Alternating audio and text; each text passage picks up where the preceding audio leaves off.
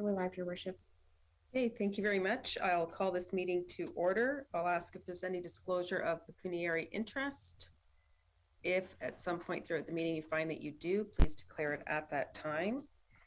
Tonight we have a presentation and public meeting for the 2022 proposed operational and capital budget, 4-year operational plan and 10-year capital plan. This is a public meeting to obtain input on the proposed 2022 operating and capital budgets. Notice of this public meeting was published in the Wasaga newspaper on November 18th, 2021, and again on November 25th. It was also posted on the town's website. The purpose of this public meeting is to explain to the public the components that make up the proposed 2022 operating and capital budgets and the 4-year operating and 10-year capital forecasts. The budget process started this past July with staff undertaking a review of factors that would influence the 2022 budget. Following the first 2 draft budgets reviewed, Council asked that staff work with a budget guideline of less than a 3% tax rate increase. Over November and early December, submissions by departments were received and revised by the CAO, Treasurer, and Budget Financial Analyst and presented to members of Council. In December, staff presented Council with the budget that reflected a 2.97% tax rate increase, along with the various measures that were taken to get to that point. Based on this new taxation rate, a household in Wasaga Beach with an assessment of $450,000 in 2022 will see an increase of approximately $77 in the municipal portion of taxes. When combined with the county and education portions of the tax bill, the estimated blended rate percentage of 2.25%, the property owner with an assessment of $450,000 will see an increase of just over $101.66 in 2022. The town has been able to keep tax rate increases reasonable over the years, and this year's proposed increase is a reflection of the town's continued growth and planning for the future. Council and department heads are here tonight to present their budgets and answer questions that members of the public and council may have. Jocelyn, the floor is now yours. Thank you, and good evening, Your Worship, and members of council, staff, and visitors. So tonight's presentation will cover the proposed 22 budget and provide the 4-year operating forecast and the 10-year capital forecast for your information. As we are delivering the presentation virtually through Zoom, I will invite department managers to speak as their slides appear during the presentation. At this time, I'm just going to share my screen to bring the presentation up.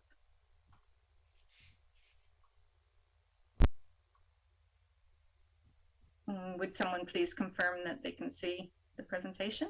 Yes, we can. Thank you. Okay.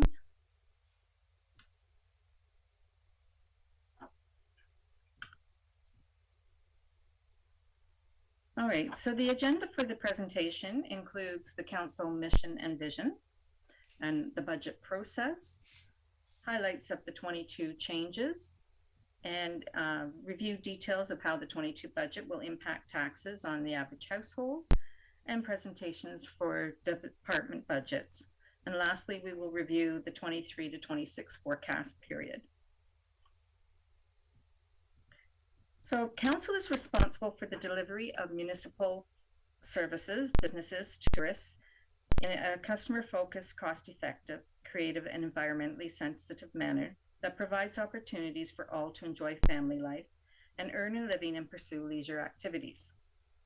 Council is committed to supporting the development of a sustainable and inclusive community in a managed fashion that understands the link between health, safety, well-being, and the environment while enabling everyone to enjoy our unique geography and quality of life.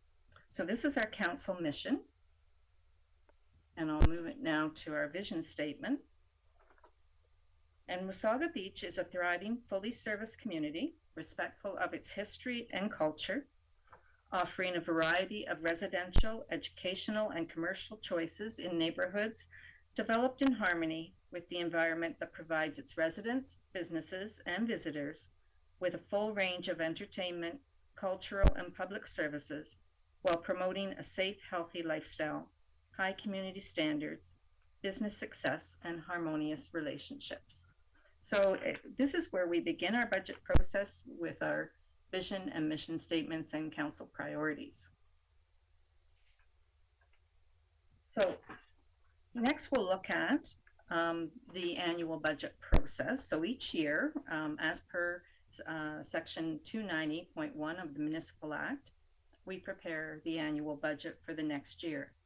And the cycle can begin in January with looking at a review of Council's priorities and a focus on what would be required in the upcoming budget to continue to meet those priorities. And throughout the period June to August, Treasury staff prepare the budget schedule and present this to Council for approval, followed by the preparation of budget documents used by the budget team to populate their budgets. This year, at the beginning of October, staff presented Draft 1 to Council, followed by a further discussion of Draft 1 later in the month. Then in November, staff brought forward Draft 2, reflecting some of the updates and changes that were requested by Council. In early December, Draft 3 was presented and staff requested to move forward with the meeting for public input, when that brings us to this evening. The last step in the process is the passing of the bylaw authorizing the budget for 2022, and that would be on December 21st, when that will be brought forward.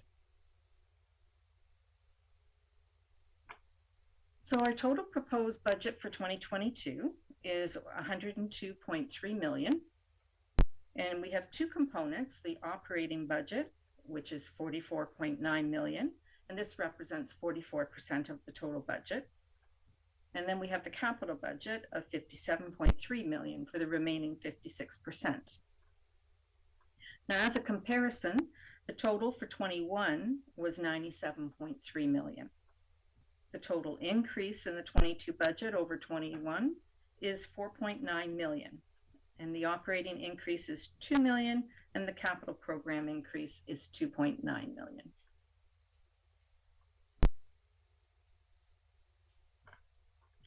This slide demonstrates the sources of revenues, deferred revenues, and reserves used to fund the budget. Taxation is the largest portion at 28%,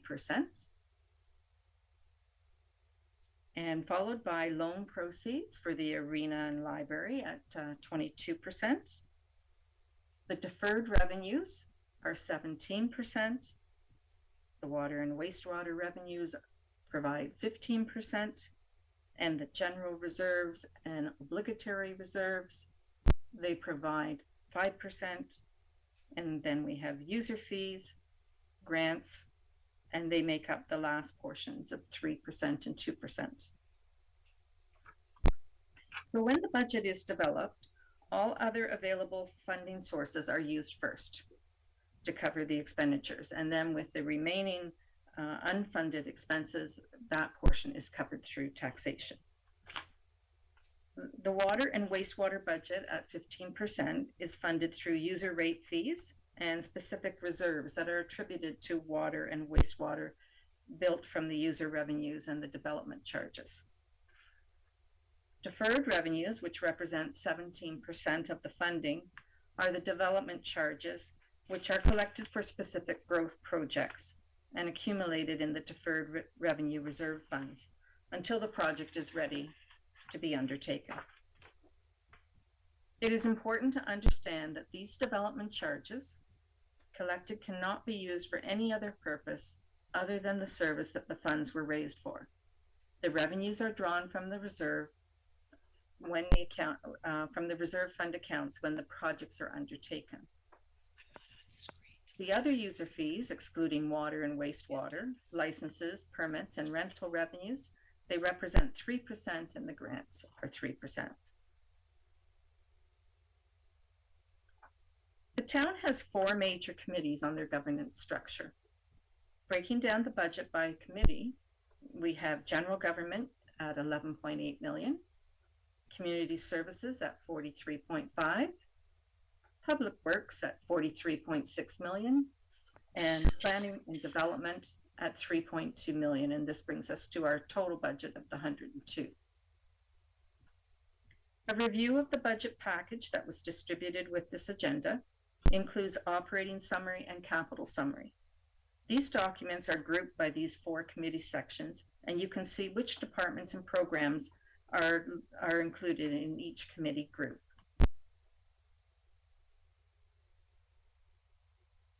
22 budget has increased over the 21 budget by 4.9 million. The following items are the main changes of the increase. The payroll, step, COLA, and grid adjustments are 226,000. These include both non-union and union staff.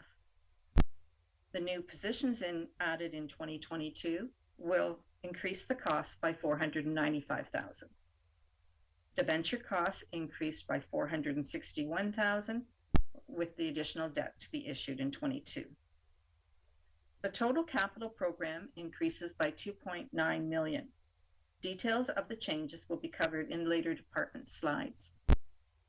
The Ontario Municipal Partnership Fund grant program is on a schedule to reduce by 15% each year. The portion of the reduction impacting taxation is 58,000. Parking revenues in the amount of 130,000 have been removed for lots that will be impacted by the planned beachfront redevelopment, with remaining changes totaling 654,000.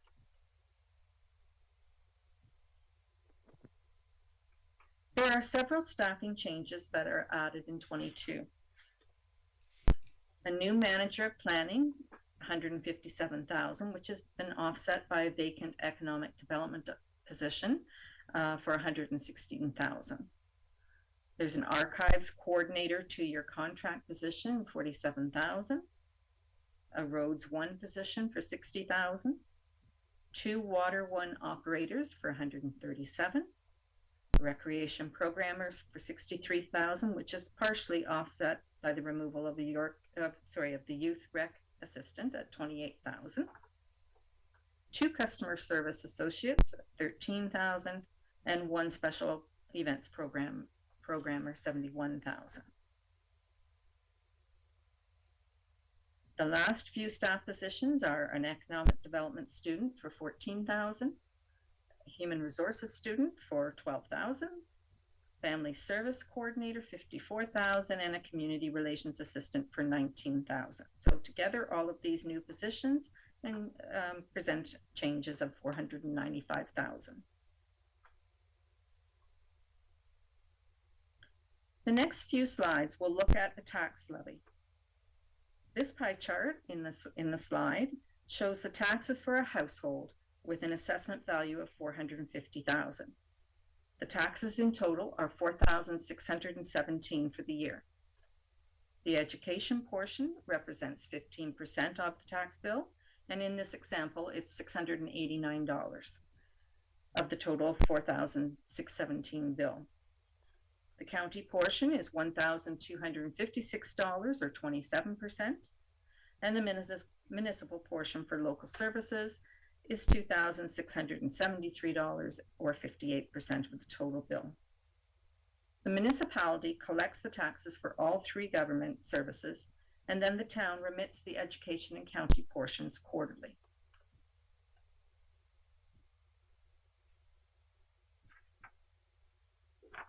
This slide is presenting the change in the taxation levy from 21 to 22. The total tax base in 21 is 27 million. Adding growth from the assessment base, the town can afford to increase the levy by 523,000 without increasing the tax rate. So this is revenue neutral.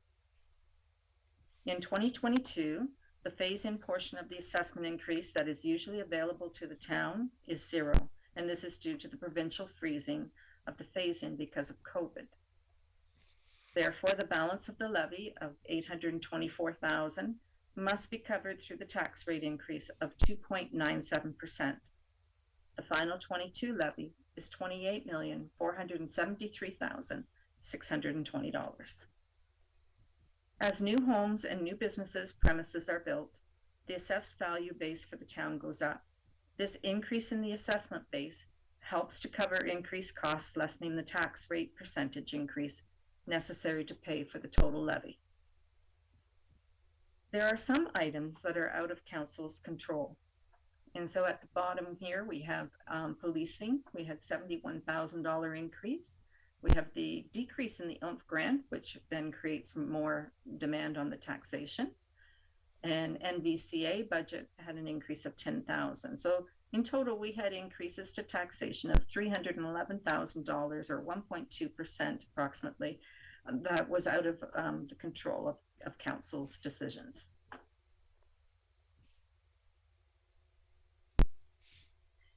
Now this chart on this slide, it helps to demonstrate the tax increases on the various assessment values from 21 to 22. And it's just giving you a few more examples here. In the first table, we still have our $450,000 example, and the municipal taxes, you can see, move from 2,596 to 2,673, and that's about a $77 municipal portion of the tax bill increase. Then looking down, lower table of the slide, you'll see there are different assessment values, and you can see the different dollar value increases ranging from $34 for the municipal portion up to the $450,000 amount, which is the $77. So that just gives you a few different scenarios to look at for assessment basis. But if we look at our average household value, which MPAC has indicated is $320,000 for an average household assessment. The first table shows the change in the municipal portion, which is $54.76. And if you note to the right, the column is 0, and this is because the phase-in assessment is 0 this year. So the only change that we're seeing is the municipal side there at $54.78 for the tax rate change. If you look at the smaller table, the 3 tax rates are shown: municipal, education, and county. And the percentage change is given for each of these. At this time, no information has been received for the education tax rate, so we have assumed the same rate as 2021. The county rate is increasing by 2%, and the rate that the taxpayers would use to understand how much their taxes would go up is the blended rate of 2.25%. This is the rate of change between the total taxes paid in 21 versus the total taxes paid in 22.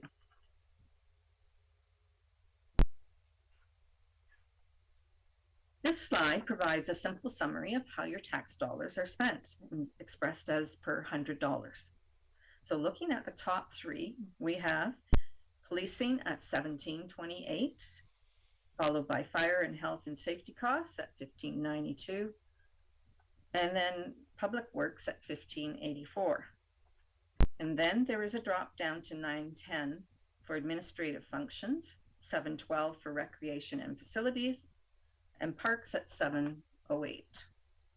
The remaining programs and services are at a cost per $100 that is at or below $5.11. These percentages of programs and services help identify the higher service cost delivery areas and give a general perspective of the cost of the programs and services relative to the total budget.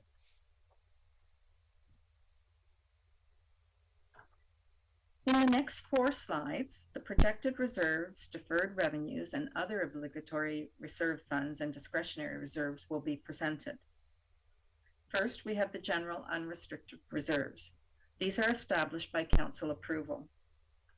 Year-end surpluses are the most common way of building the reserves. As well, some reserves are replenished through a contribution to the reserve that is built into the budget. Most of these are unrestricted reserves in that they are not controlled through legislation or contractual agreements that restrict their use. The water and sewer reserves are limited in use to spend these reserves on the water sewer services. The purpose of these reserves is to help pay for future items that will require some additional funding. Capital asset replacement is one of the largest reserves. This is used to help maintain the fleet of vehicles and for infrastructure replacements such as the new arena and library. These funds are drawn from the reserves through the budget process and through a specific in-year council decision. Reserves help to ensure that there are funds for unexpected large expenditures, such as maintenance or repair, smoothing the tax rate over multiple years, asset replacements, and to help fund one-time opportunities. The estimated general reserve balance at the end of 22 is approximately $34 million.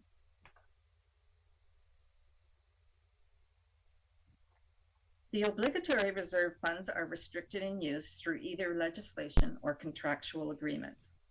Most of the reserve funds are made up of deferred revenues from the development charges collected. So you can see here on the screen, from the roads and roads related down to the parking, these are the development charge reserves or deferred revenues. These are funds collected from development activities that must be spent or held as deferred revenues until such time as the growth-related projects are undertaken. Examples of these types of projects include new roads, buildings, water, and wastewater works. Under the Development Charges Act, these revenues, when collected, must be set aside for capital projects that are growth-related.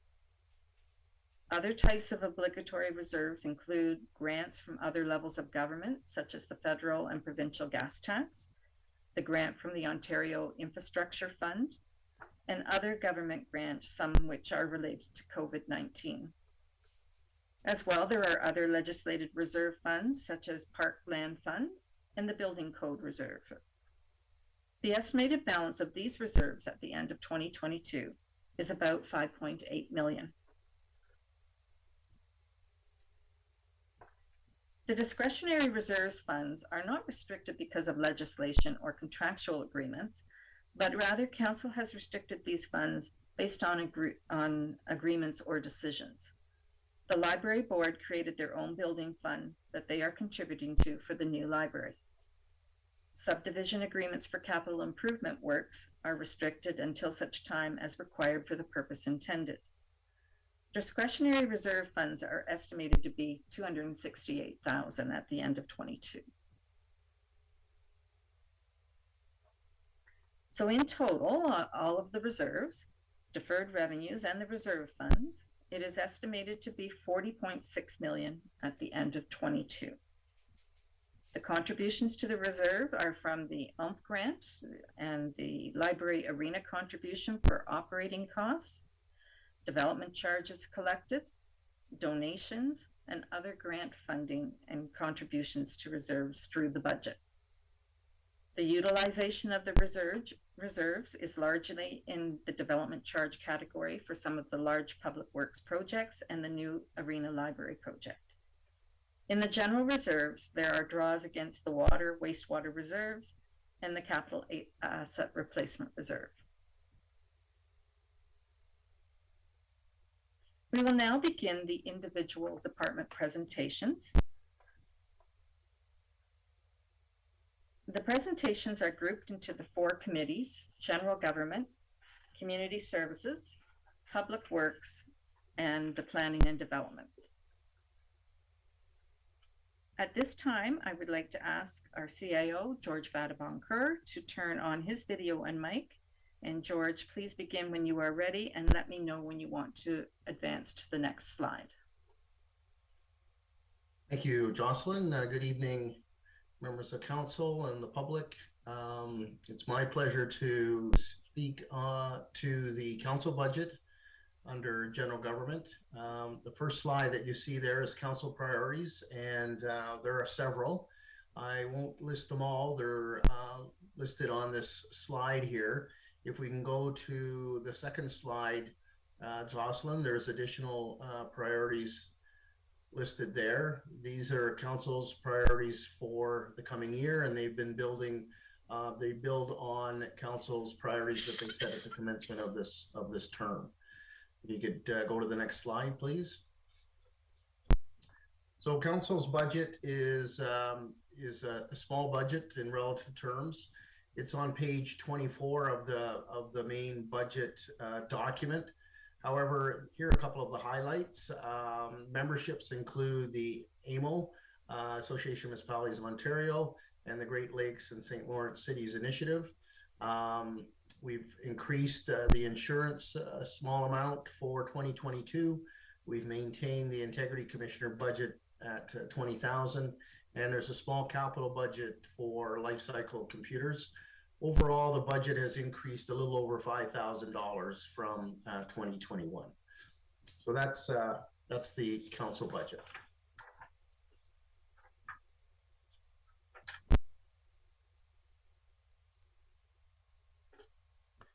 So we'll move on then to administration, human resources, and communication. So this budget covers the CAO's office, human resources, and our communications officer. We have a number of goals and objectives for 2022. They're outlined in the budget document. They're broken out by corporate initiatives, human resource initiatives, and communication initiatives. And I'll highlight one from each area. From a corporate standpoint, one of our focuses in 2022 will be to implement better ways of providing services to the residents and businesses of Wasaga Beach and providing the best possible value for money spent.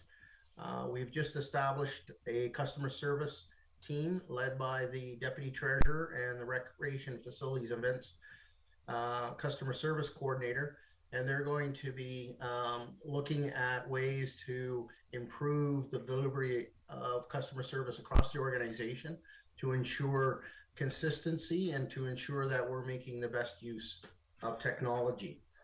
Under human resources, we're in the process of reviewing our performance evaluation program, and we hope to digitize that fully for 2022 and therefore make record keeping much easier.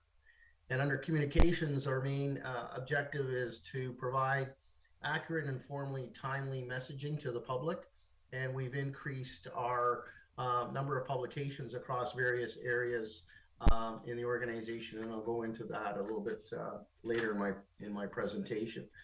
If you're following along in the big budget document, we're on page 28 in that. So with respect to the administration, I just wanted to highlight a couple of revenue items. The first one, and the Treasurer's already talked about this, is that the Ontario Municipal Partnership Fund grant is reduced by $230,000 this year, and this has been a consistent decrease over the last several years, and it's something that we have to absorb not only on the taxation side, but we've been using the Ontario Municipal Partnership Fund to fund reserves. So this means that there's less monies going in reserves.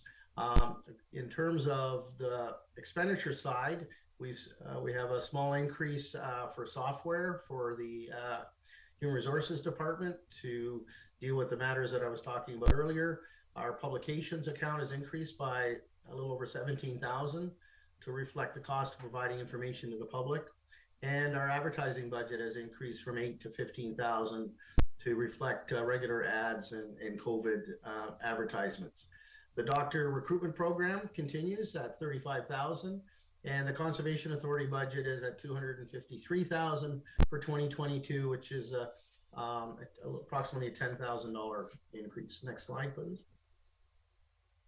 So this is the impact of the fund, and I said that there's operating budget impact of $57,000 less, and then less contribution to reserves of $173,000. So that's the impact that we're seeing on our budget. We do have a COVID grant that we received this year and in 2020. The amount held in reserve is $369,000, and that is being brought into the budget for 2022.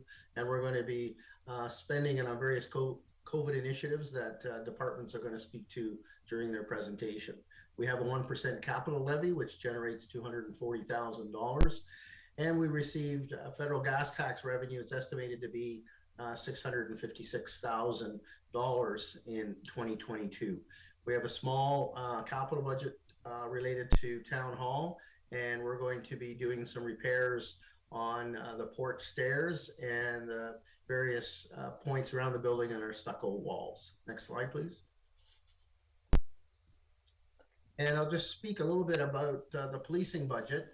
That's a little bit later in your agenda. It falls under community services, but as the staff representative on the Community Policing Advisory Committee, along with her worship, policing falls under the CAO's office. And as outlined in the slide, there's an increase of $71,000 over the 2021 expenditures. The policing, it's based on a formula. It's outlined there on the slide. The OPP essentially just advise us what the policing costs are going to be. It's based on a rolling average of the previous 4 years in terms of calls for service and base costs with respect to the number of officers that are assigned to municipal detachments. So that's the budget that's shown on the slide is there, and we have a small budget for the community policing committee of $1,000. Next slide. And at this point, Your Worship, I'm going to turn it back to the treasurer. And I believe she's going to invite Juliana Dooney to speak. Thank you, Mr. CAO, for your presentation. And yes, the next few slides will be presented by Juliana O'Donoghue, our manager of Beachfront Fleet and Purchasing. As the fleet budget impacts several committee presentations, the summary of fleet is included here under the general committee section. So Mr. Dooney, if you would please turn on your video and mic, and the floor is yours, and please let me know when you want to move to the next slide.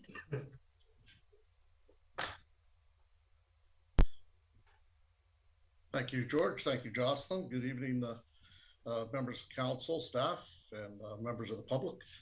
I'm here to present the beachfront property management budget for 2022. We have net expense supported through taxation of $131,000. We do not have any budgeted capital expenditures budgeted for 2022. Debenture carrying costs, it's found under the Treasury budget. It's $840,000, made up of $503,000 principal payments and $337,000 in interest. Total accumulated reserve debt is at $3.6 million, and we do not have any expenditures included in the revenues or expenditures included in the outlook years for 2024 through to 2026. And that's the beachfront property management portion of the 2022 budget. Next slide.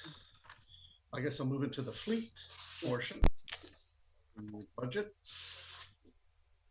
Our maintenance operations will be similar to prior years. For the capital expenditures, we have 6 light duty vehicles included. It includes a unit for the building department in the amount of $36,000, one for the fire department for $53,000, and under the Public Works Department, under the Parks Division of the Public Works Department, we have 1 unit totaling $59,000 and 3 units totaling $162,000. Next slide, please. For capital, medium, and heavy-duty vehicles under the Public Works Department, the Roads Division, we have 3 Sander plow units for a total of $1.08 million. I'd like to say that 2 of those units are being brought forth from the 2023 year, in that they are taking over 1.5 years to manufacture these vehicles, and we're falling behind in the replacement of our vehicles, and we're just bringing it forward to try to help catch up on our forecast of our replacement vehicles. We have 2 units also for the Transit Division, 2 buses in the amount of $220,000. For miscellaneous maintenance and miscellaneous equipment, we have the ice resurfacer in the amount of $145,000. And again, for the Public Works Department, we have a sidewalk maintenance tractor in the amount of $250,000. And a Parks Division, we have a tractor, a dump trailer, and a mower for a total of $156,000. A total capital fleet 2022 budget amount is $2.16 million. Next slide, please. We have some carryover units from the 2021 year, and we're well aware of the shortages due to COVID in the auto and truck industries, primarily due to the shortage of computer chips, part shortages, labor shortages. We have 7 items that have been carried over from 2021, and they include 1 light duty vehicle for the recreation department in the amount of $48,000. under the Public Works Department. Again, we have three units. They're plow sander units in the amount of $882,000. In the Water Sewer Division of the Public Works Department, we have one unit in the amount of $176,000. And the Transit unit, Transit Division, there's $320,000 for those two units. Shared cost, I should say it's the shared cost with the county in the amount of $160,000 each. So our total carryover cost for 2021 capital equipment is $1.43 million. And that concludes the fleet portion of the 2022 year budget. Thank you, Mr. Denny. Our next presenter is Mr. Derek Bowers, Chief Information Technology Officer. And Mr. Bowers, if you would please turn on your video and mic and begin when you're ready. Thank you, Jocelyn.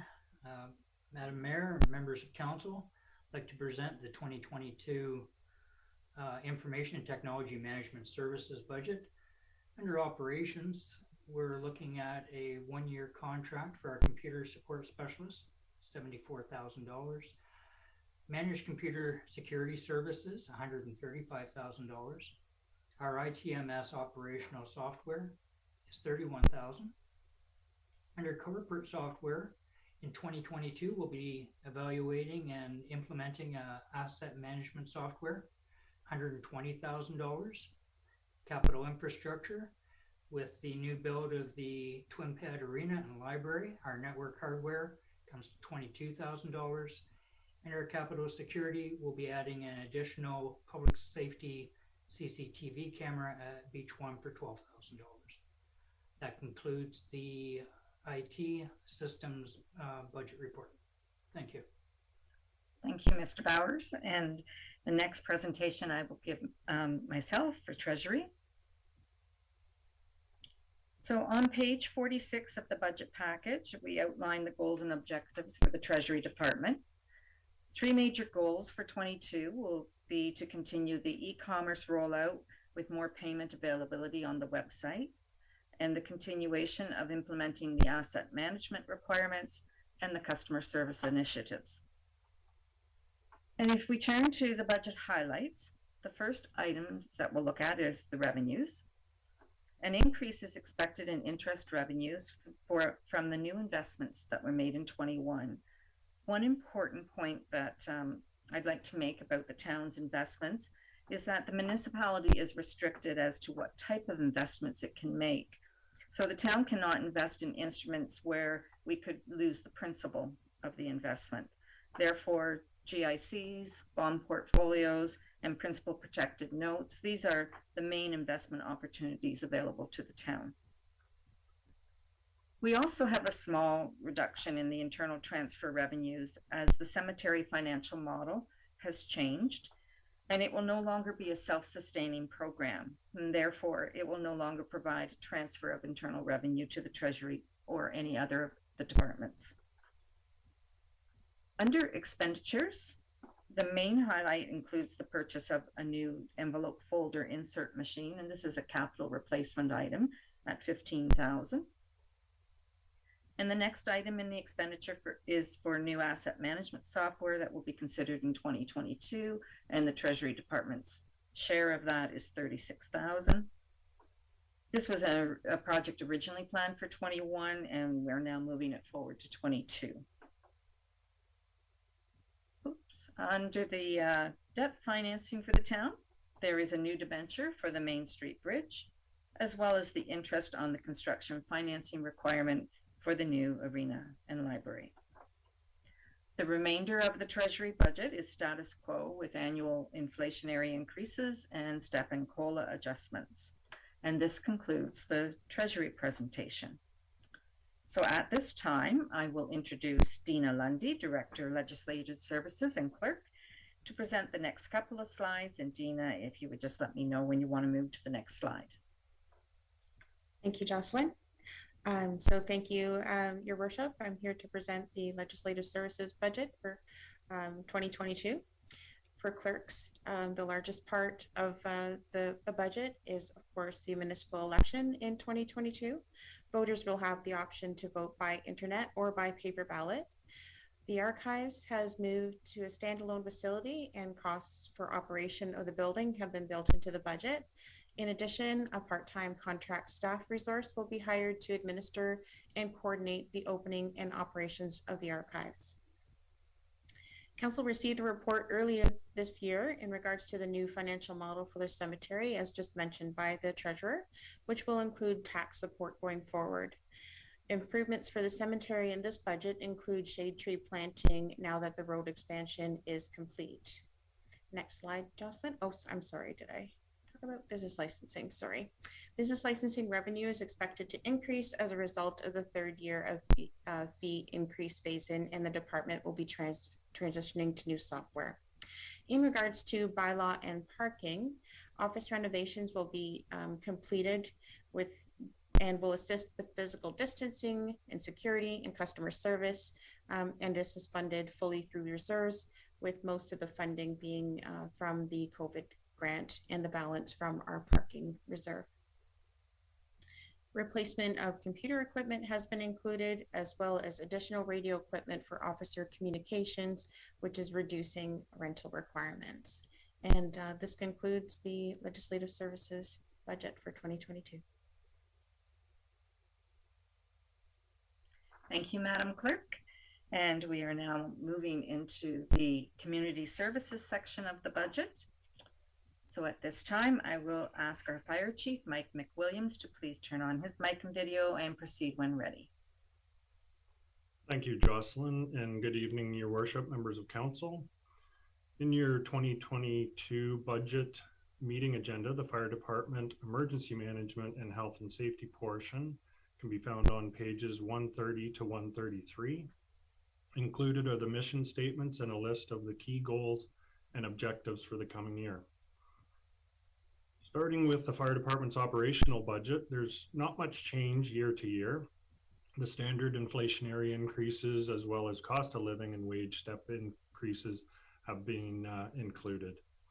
One item worth noting for 2022 is the land lease agreement with WDI for the property that Fire Station 1 sits on. That land lease agreement commenced in 2011, and as per the terms was reassessed at the 10-year point to determine the fair market rent, which now has resulted in an increase of $7,500 annually. Moving on to the proposed capital items for 2022. The first noted is $9,000 for computer and office equipment. This is to replace some IT related equipment at the fire stations to maintain the life cycle schedule managed by our IT administrator. The second item, suppression for $5,000. This is a small amount included for the replacement of some damaged and or aged hose, nozzles, and other suppression related equipment. Under personal protective equipment, $20,000 has been allocated, and this is to replace some of the bunker gear that has expired or is expiring in 2022. This is essential gear that must be replaced when it reaches end of life. A transfer to reserves in the amount of $380,000 has been included as a capital budget cost, as the fire department has made a couple of large capital purchases that are funded through reserves. Financing plans have been put in place to replenish those reserves. A contribution amount of $155,000 represents prior financing of two large purchases, which was the full replacement of our breathing apparatus, as well as the emergency purchase of a pumper truck. A contribution of $225,000 has been added for the replacement aerial truck.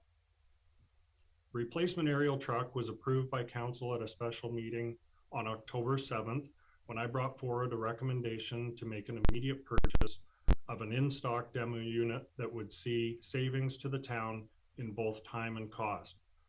This was presented early in the budget process, as this great opportunity would have been lost if we didn't act quickly.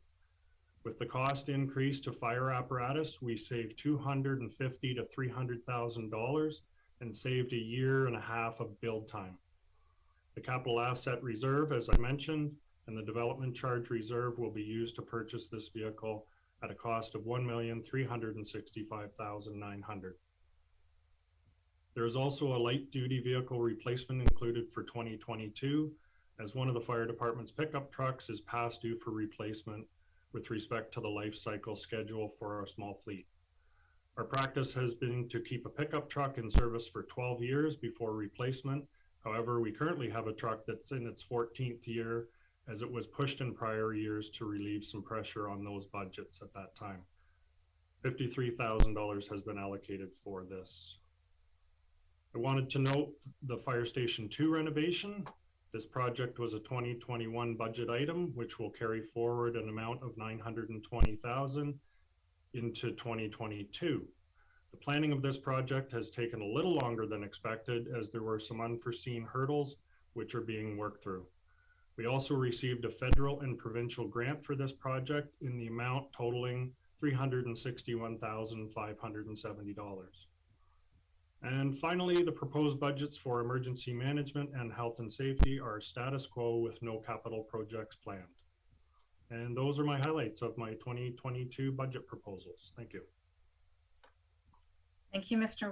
McWilliams. We now have a few slides to be presented by Chris Roos, Director of Recreation, Events and Facilities. Chris, if you're turn on your video and mic and let me know when you want to move to the next slide, please. Excellent. Thank you, Jocelyn, and thank you, Your Worship, members of council. To begin, I'd like to refer you all to page 134 if you are following along in tonight's agenda for the specifics relating to the 2022 Recreation Events and Facilities budget.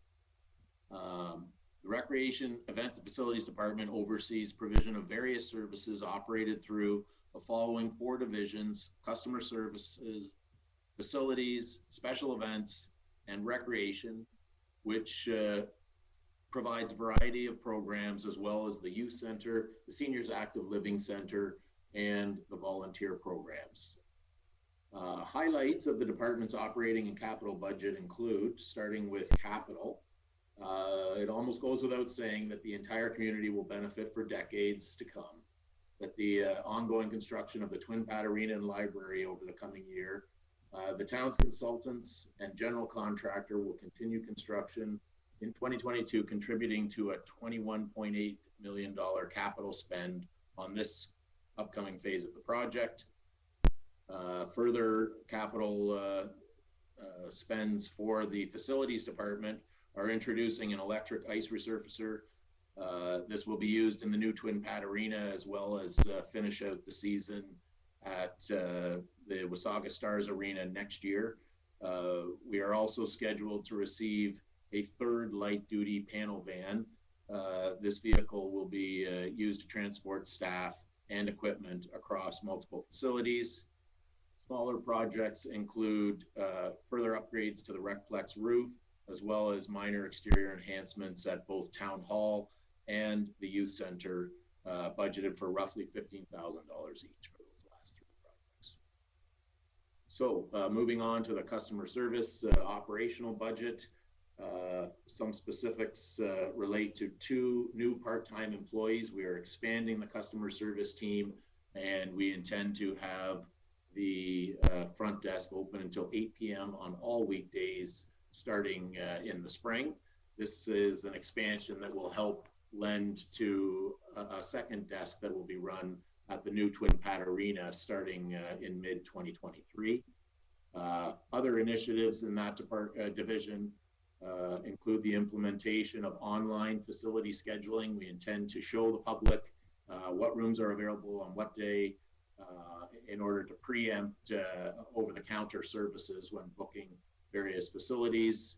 And last but not least, further to the CAO's comment, with the Deputy Treasurer helping in our customer service delivery review, we are also going to be part of that team working to standardize some customer service provision across the entire town.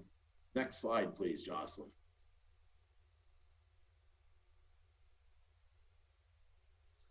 Special events. We are moving into, hopefully, a new year. We're getting better and better at providing events that are outdoors, that offer sort of moving start times. We call it drop-in, in order to maintain realistic participation numbers. In keeping with traditional beachfront tourism-related activations, the town special events team will work to contract external stakeholders to expand the 2022 event schedule and improve participation numbers. And with this task in mind, there are minor staffing changes. We're bringing back the full-time special events programmer. There will be a one-year contract for that position, and a slight shift in part-time help. Instead of having two contracts that end yearly, we are combining those two 6-month positions into a permanent part-time position that can be used a little bit more intensively during the summer months and tapered in the shoulder seasons when less events are happening. Last but not least, we have the Recreation Division highlights. Next slide, please, Jocelyn. So the Recreation Division highlights include the continued delivery of the public art initiatives, summer camp at the youth center, and support to the Parks Department aligning recreation gaps with infrastructure projects, ongoing implementation of the now current Seniors Active Living Center and youth strategies will drive staff to be innovative in 2022. Staff continue to facilitate youth, adult, and older adult recreation opportunities while ensuring a safe environment for participants, staff, volunteers in attendance. The increasing recreation and customer service provision in 2022 and onward have created the need for a new recreation programmer position to support all areas of the division, including youth and seniors programming. Obviously, we're looking forward to expanded opportunities to help community groups facilitate their programs in our new Twin Pad Arena in 2023. And simultaneously, we are also working towards the new Sunnydale Trails public school partnership, and certainly additional recreation programming, organizing, supervision, etc., will be better managed by this department with the new full-time recreation programmer position supporting that group. And that is all I have for highlights for the Recreation Events and Facilities 2022 budget. Thank you for your consideration, and I welcome questions at the end, I guess. Thanks very much. Thank you, Mr. Roos. Our next presenter is Pam Powell, Director, Library Services, CEO. Please turn on your video and mic and proceed when ready. Good evening, Your Worship, members of council, and residents of Wasaga Beach. The Wasaga Beach Public Library Board and staff have drafted a budget that responsibly addresses the library's ongoing planning process for the opening of a new facility, as well as important community needs. From an operational revenue perspective, it is important to note that the Wasaga Beach Public Library intends to go fine-free in 2022. Staff and the board are working through pertinent policies and procedures to remove all barriers from the borrowing experience. We plan to ensure that there is nothing impeding our vulnerable citizens from using the library. In 2022, the library has a number of operational expenditures earmarked for preparatory improvements to facilitate the opening of the new library. Notable expenditures include the following. The library has allocated $9,000 to pay for the development of a new website. This new website will offer better accessibility and navigation, making it easier for Wasaga Beach residents to access the library's collection, services, and program information. A new website will also better showcase the library's modern sensibilities with a compelling design. The library has also allocated $30,000 to perform a rebranding exercise. The Wasaga Beach Public Library Board would like to ensure that the library's branding properly highlights how dynamic the library is today and will be in the future. The board is interested in potentially changing the library's name to draw more interest and users to the new building. Staff will be seeking grant funding to support this rebranding initiative. In 2022, the library has plans to upgrade to radio frequency identification. This technology is to improve efficiency by speeding up collection check-in and check-out processes, as well as inventory. RFID technology will also enable Wasaga Beach residents to select the service they wish to receive.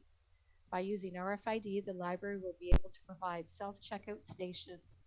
The library has budgeted $21,000 for phase 1 of this project, which includes equipment, software, and staff training.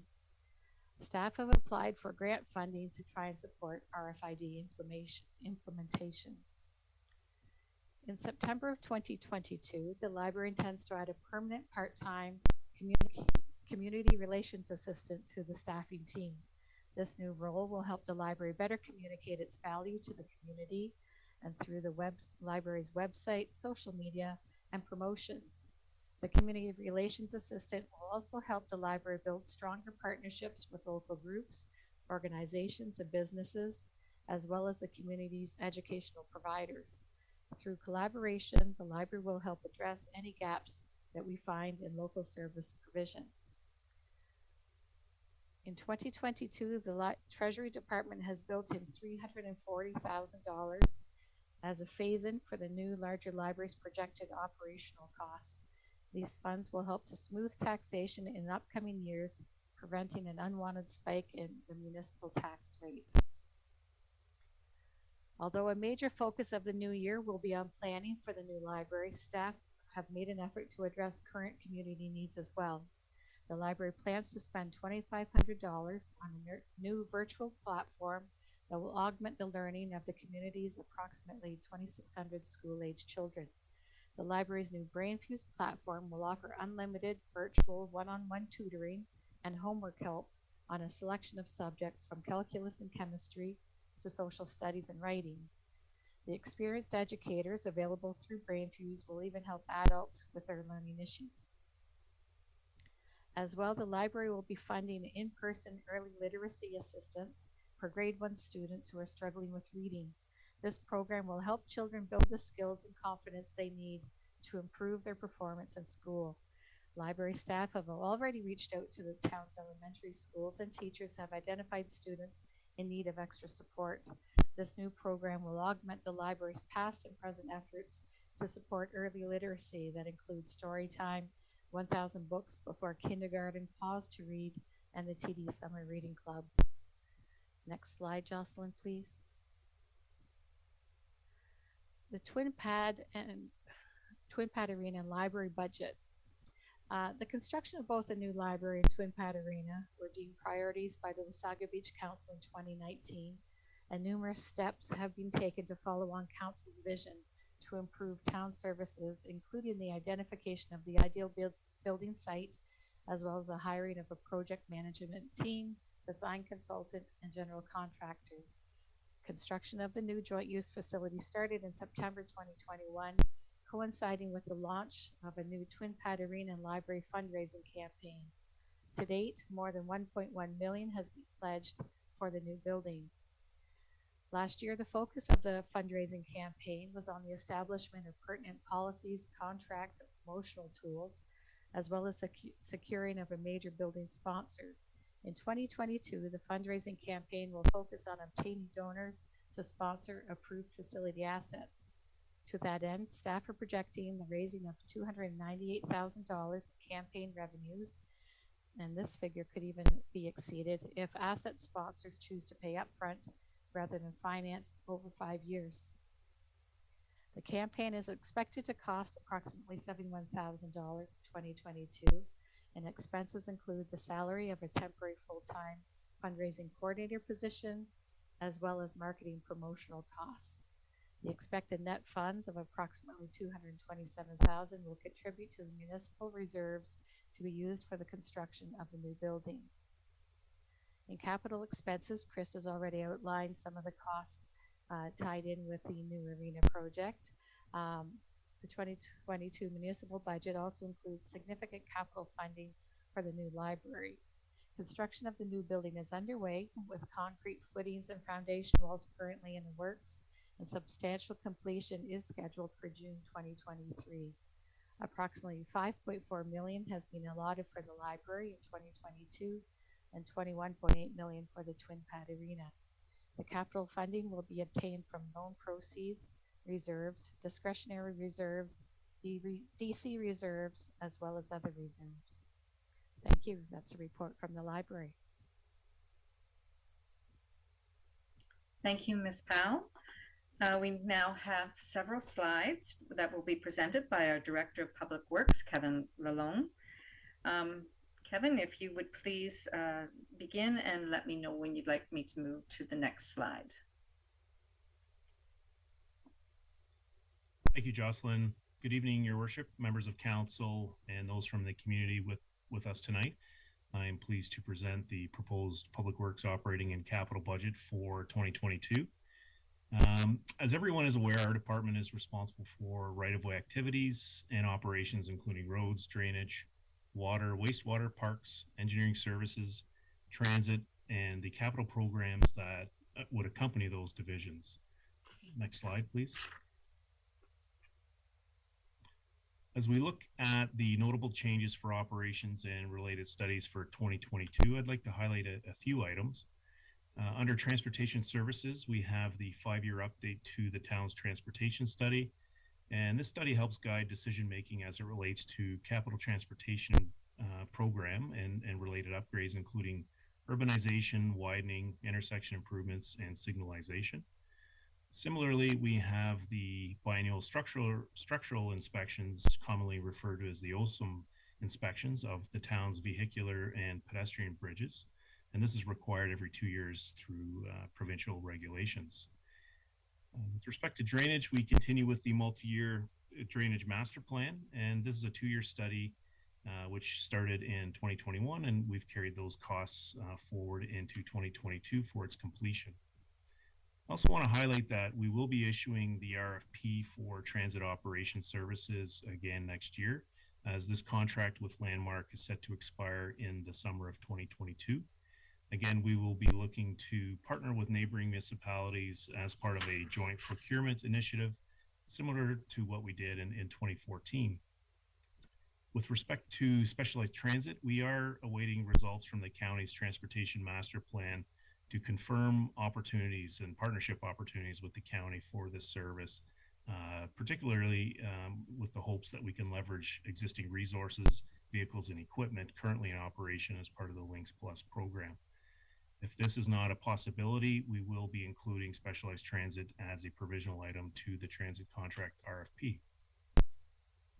And finally, under operations, staffing is proposed to help maintain service levels resulting from continued growth in related infrastructure needs, as well as changes to regulatory requirements. And Jocelyn had highlighted that earlier with respect to the roads maintenance person and the 2 licensed operators. Next slide, please. Thank you. As we look at the upcoming roads capital program for 2022, there are several multi-year projects that were initiated this year and will continue forward into 2022, including Ramblewood Drive urbanization, and that's the surface asphalt and the boulevard restoration and sidewalk completion. We also have stage 2 of the River Road West utility relocations from Veterans Way to Blueberry Trails, as well as the West End Elevated Tower and Depot Lands contract, which includes site preparation, stormwater management, Joan Avenue construction, and this will help position that property for the future water tower design build project in the coming few years. Next, we continue with our roads maintenance and pavement resurfacing priorities in 2022, and our typical day labor budget for these works remain relatively unchanged at $418,000.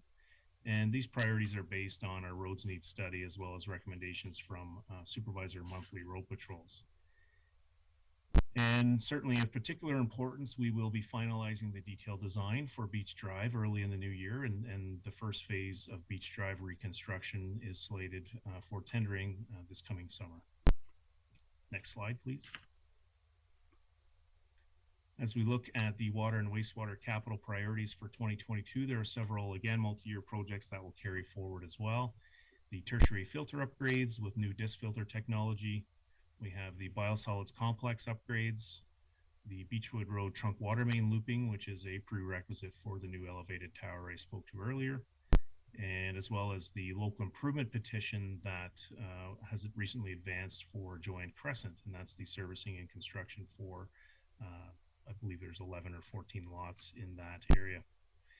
Next, we have the water pollution control plant inlet building and bar screen upgrades, which will improve debris and grit removal and improve efficiency and overall treatment performance at the plant. And this design is near complete, and the upgrades will take into consideration long-term flow projections to the year 2051. With respect to the UV system replacement strategy, it was recently brought to our attention that our current UV system manufacturer and supplier, that's coming, I believe, at the end of July of 2022, the parts for our existing system will be discontinued. This project was already planned for replacement in 2024. However, in light of this information, we've advanced those improvements and replacement strategy to 2022. Finally, under the terms of reference for the Beach Area 1 detailed design, our consultants will also be continuing with the sanitary sewer design along the portion of Moseley Street fronting Beach Area 1 and 2, including the pump station replacement and upsizing of piping necessary to facilitate the full build-out of the beachfront redevelopment. And at this time, construction of the sewer upgrades and pump station replacement will likely occur in advance of the development of Block 3. Next slide, please. In terms of drainage projects, we have 2 carryovers, including the Bay Sands Drive area drainage improvements contract, as well as the municipal Class EA for the Constance Boulevard and Thomas Street overland flow and drainage improvements contract. Also, we have advanced the local area drainage improvement study for the West End, including Beechwood Road, George Maryland, and Avenue Street, and this is going to be done in collaboration with the MTO. Next slide, please. From a transit perspective, we will be continuing with the transit stop or shelter improvement program in terms of upgrading stops and shelter installations each year. We have 2 shelters proposed for 2022. And similar to previous years, the costs are being accommodated through the ICIP transit stream funding that we received a few years ago. Next slide, please. Moving into parks, we have another very busy year within the Parks Division. You will recall the Glendale Park redevelopment that will carry forward into the summer of next year, which includes the playground relocation and replacement. We're also proposing to advance the replacement of the Pridham Park pedestrian bridge. The detailed design for this project was completed in 2019, as well as the NVCA permits were received. And we have recently applied this past fall for funding to help offset those costs through the Community Building Fund. And we continue to wait a response for that funding program. We are proposing to relocate the existing greenhouse from private lands to the sports park property, as we have an opportunity to incorporate this greenhouse into the new maintenance storage building that's currently under construction.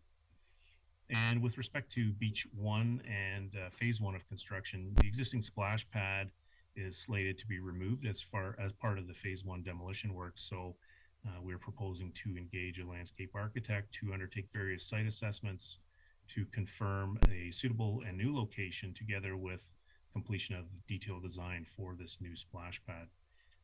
Part of the assignment, obviously, will be evaluating the existing components that are down there at First Street and Beach Drive to see what can be salvaged for the new park. In accordance with the DC study and the Sunnydale Trails Recreation and Cultural Needs Assessment, we are proposing to complete the detailed design for the proposed park block within the Pacific Homes development. And the construction efforts will be phased in future years. And we're also proposing to replace the Town Hall or Mills Park playground equipment, which are at the end of useful life, and that replacement strategy is consistent with the recommendations from our Parks and Trails Master Plan. Next slide, please. And finally, under Parks continued, in collaboration with the Economic Development Office, the wayfinding signage program will continue next year in accordance with the recommendations from that strategy completed recently by Entro, as well as the Phase 1 implementation plan that accompanied that document. And finally, we do have a parks transfer to reserves identified in the amount of $70,000 to help address the significant investments needed over the next 10 years for park redevelopment and playground replacements throughout town. And that, Your Worship and members of council, summarizes the notable highlights from the proposed 2022 Public Works budget. Thank you. Thank you, Mr. Lalonde. And our last section of the department presentations is the Planning and Development Committee. Our first presenter is Danny Rogers, Director, Building and Development Services. Danny, if you can please turn on your video and proceed when ready, and let me know when to move to next slide. Oops. Thank you, Jocelyn, and good evening, Your Worship and Deputy Mayor Bray, members of council, members of the leadership team, as well as those in the public who are with us tonight. I have just a couple of very brief slides to walk you through. We are projecting for 2022 350 new dwelling units created as a result of building permits, resulting in an approximate revenue of $971,000. Included in that is $105,000 in miscellaneous residential permits.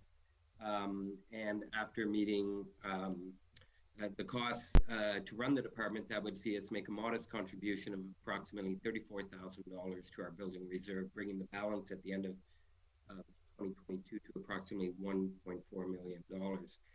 In terms of our transformative initiatives, we've been working very diligently over the course of the last year on our software implementation. There's a capital expenditure this year of approximately $46,000 for the implementation of that software.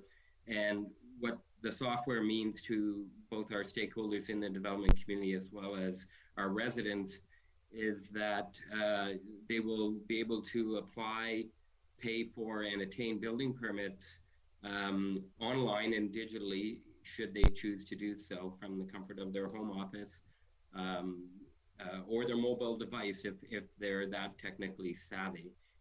So we're going to be rolling that out in the new year. We go live with the software approximately January 10th, and our online portal, we would see that being up and running sometime in Q1. Just want to make sure that before we roll that out to the public and our stakeholders, that there are no kinks in the process. So we're gonna roll out the platform internally first, use it to issue permits and do inspections, and then once we're confident that it's working well, we will make our portal available to both our developers as well as our residents so that they can apply for their permits online. Next slide, Jocelyn, please. In terms of capital expenditures outside of our software, we will be replacing one of our vehicles this year at a cost of $36,000. As well, we have a small amount of money set aside to keep our computers functioning and up to date as per our corporate policies. And that is a quick outline of the building and development standards budget highlights for 2022. Thank you, Jocelyn. Thank you, Mr. Rogers. The next presenter is Doug Herron, Director of Planning and Economic Initiatives. If you could turn on your video mic, Doug, and proceed when ready. Thank you, Jocelyn, and good evening, Your Worship, members of council, and members of the public.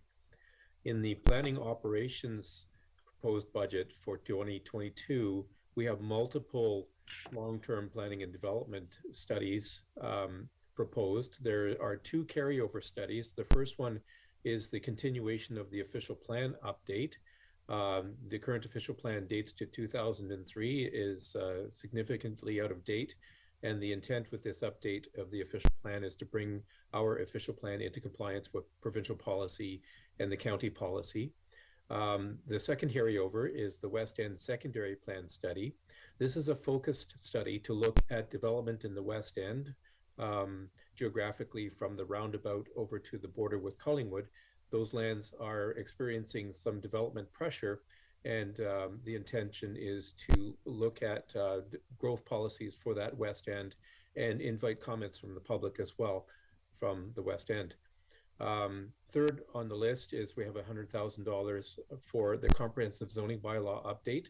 The intent of the bylaw is that it work cohesively with both the official plan updates, so all three documents would work together. we have $100,000 projected for a growth node study. The importance of the growth node study is to look at intensification in 4 different nodes in the town of Wasaga Beach, and that's to carry the growth of the town to the year 2031 and outwards to the year 2051. And finally, we have an affordable housing study. The intent of the affordable housing study is to complement the 2012 study that was done and to look for targeted actions that would alleviate the attainable housing issue that we're currently experiencing. In terms of capital, we have 1 computer proposed to be added. Next slide, please. For economic development, under operations, there's a breakdown in terms of tourism partnerships. There's a $70,000 proposed, and tourism partnerships include South Georgian Bay Tourism membership fee. Typically, it's a $15,000 fee. This year, they've asked for a one-time top-up of $10,000, so that reflects the $25,000 on the bullet. Some of the other memberships and partnerships is the RTO 7. RTO 7 helps us out with both video and photo shoots to help with the branding and advertising of the town. There's also partnerships with the Chamber of Commerce, with abutting municipalities and Parks Ontario.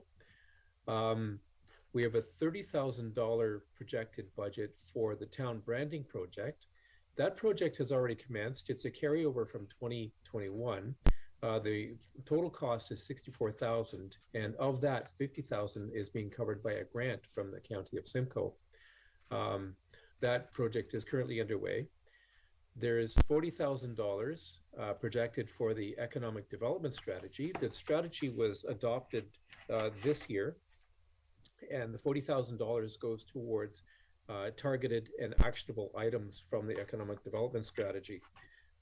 Some of those actionable items include creating an incubator space feasibility study for $10,000, an investor information package for $15,000, implementation budget for business mitigation plan, that's a $5,000, investment readiness coaching program of $5,000, and a Proud to Be Wasaga Beach program, again, for $5,000. And the synopsis of those programs is to encourage and entice investor readiness and investment in the town of Wasaga Beach. And finally, we have an increase to the facade improvement program of $10,000. We've seen an increase in requests from businesses for that program. The typical grant is $2,000, and we're anticipating 5 applications. The Economic Development Department has already received some queries for applications for next year. And then finally, under capital through economic development, the wayfinding study, which was completed by Entro, we have $100,000 put aside, projected for the installment of the second round of installment of signs within the town. And we also have $8,000 projected for a trade show booth. The intention there was that we expected COVID to be going in the a healthier direction as opposed to what we're seeing in the news right now, but we still see a need for the trade show booth. We see that we will begin trade shows likely at the end of this year and then into 2023 and beyond. And that's a quick synopsis of both the planning and economic development budgets. Thank you, Mr. Herron. The department presentations portion of the budget is now complete. So thank you to all of the presenters. I will now present a short budget summary slide followed by the forecast information. The proposed 22 budget is $44.9 million for operating and $57.3 million for the capital program. The total budget is $102.3 million, and of which $28 million is supported through taxation. The budget includes contributions to reserves of $12.4 million, and $6.4 million of the contributions is from development charges. The UMF grant provides another approximate $1 million, Water sewer reserves are 1.5 million, and the OSIF grant is another $1 million. So the following slides provide a look at the upcoming 4-year outlook period for the operating and capital requirements. Our agenda for this section covers the assumptions used in the forecast, the major capital projects that are included in the forecast, the new twin pad and library costs, and forecasted tax rates 23 through 26. So the assumptions that we use to prepare the forecast include inflation projected at 2% for 23 through 26, inflationary amount of 2.5% in those years for wages, and for benefits we use 4%. Hydro is 5% and utilities are 5%. We use 2.42% for borrowing rates. And the investment rate on the HISA account, we use 1%. The other investments vary depending on the terms of their investment. The base assessment growth phase in is 2% for 23 because we still have frozen phase in at that time. And then we move to 3.5% per year for the assessment base growth in the years 24 through 26. For our policing budget, we use 2% each year to forecast. There are several capital projects that are included in various years of the 10-year forecast. For better referencing, the amounts for the Twin Pad Arena and the new library include costs falling into both 22 and 23 the 23 forecast year. So there are more costs related to these two projects that occurred in prior years as well. So the Twin Pad Arena has 36 million in the years 22 and 23. The library has 10 million in the years 22 and 23. We have the Beach Drive Phase 1, 7.9 million, and that runs in the years 22 to 23. Beach Drive Phase 2 of 11 million, and that runs 24-25. Storm drainage projects of 6.2 million for the years 22 through 27. In parks projects, we have 3.2 million, 22 to 27. We have Fire Hall Station number 2 renovations of 920,000 in 22. And we have the River Road West urbanization of 12.3 million, which is in the years 25 through 27. And then we have the Mosley Street urbanization, 5.6 million, 27 through 29. And there are some other capital project works as well. We have just listed some of the major items here for this slide. And next, I'd like to provide you some information about the arena and library. So the two tables provide about the Twin Pad Arena and the library. Looking first at the first table, it breaks down the project by year and by the type of expense. So the cost for the land and some minor consultant work that was done in 2019 was 5.7 million. In 2020, some of the project management and architect works and site works were done, and 989,000 was spent. For 21, the estimated spend is 6,063,000, and this is when the construction begins. The construction costs and consultant costs carry into 22-23, with total expenses of 27 million in 22 and 20 million in 23.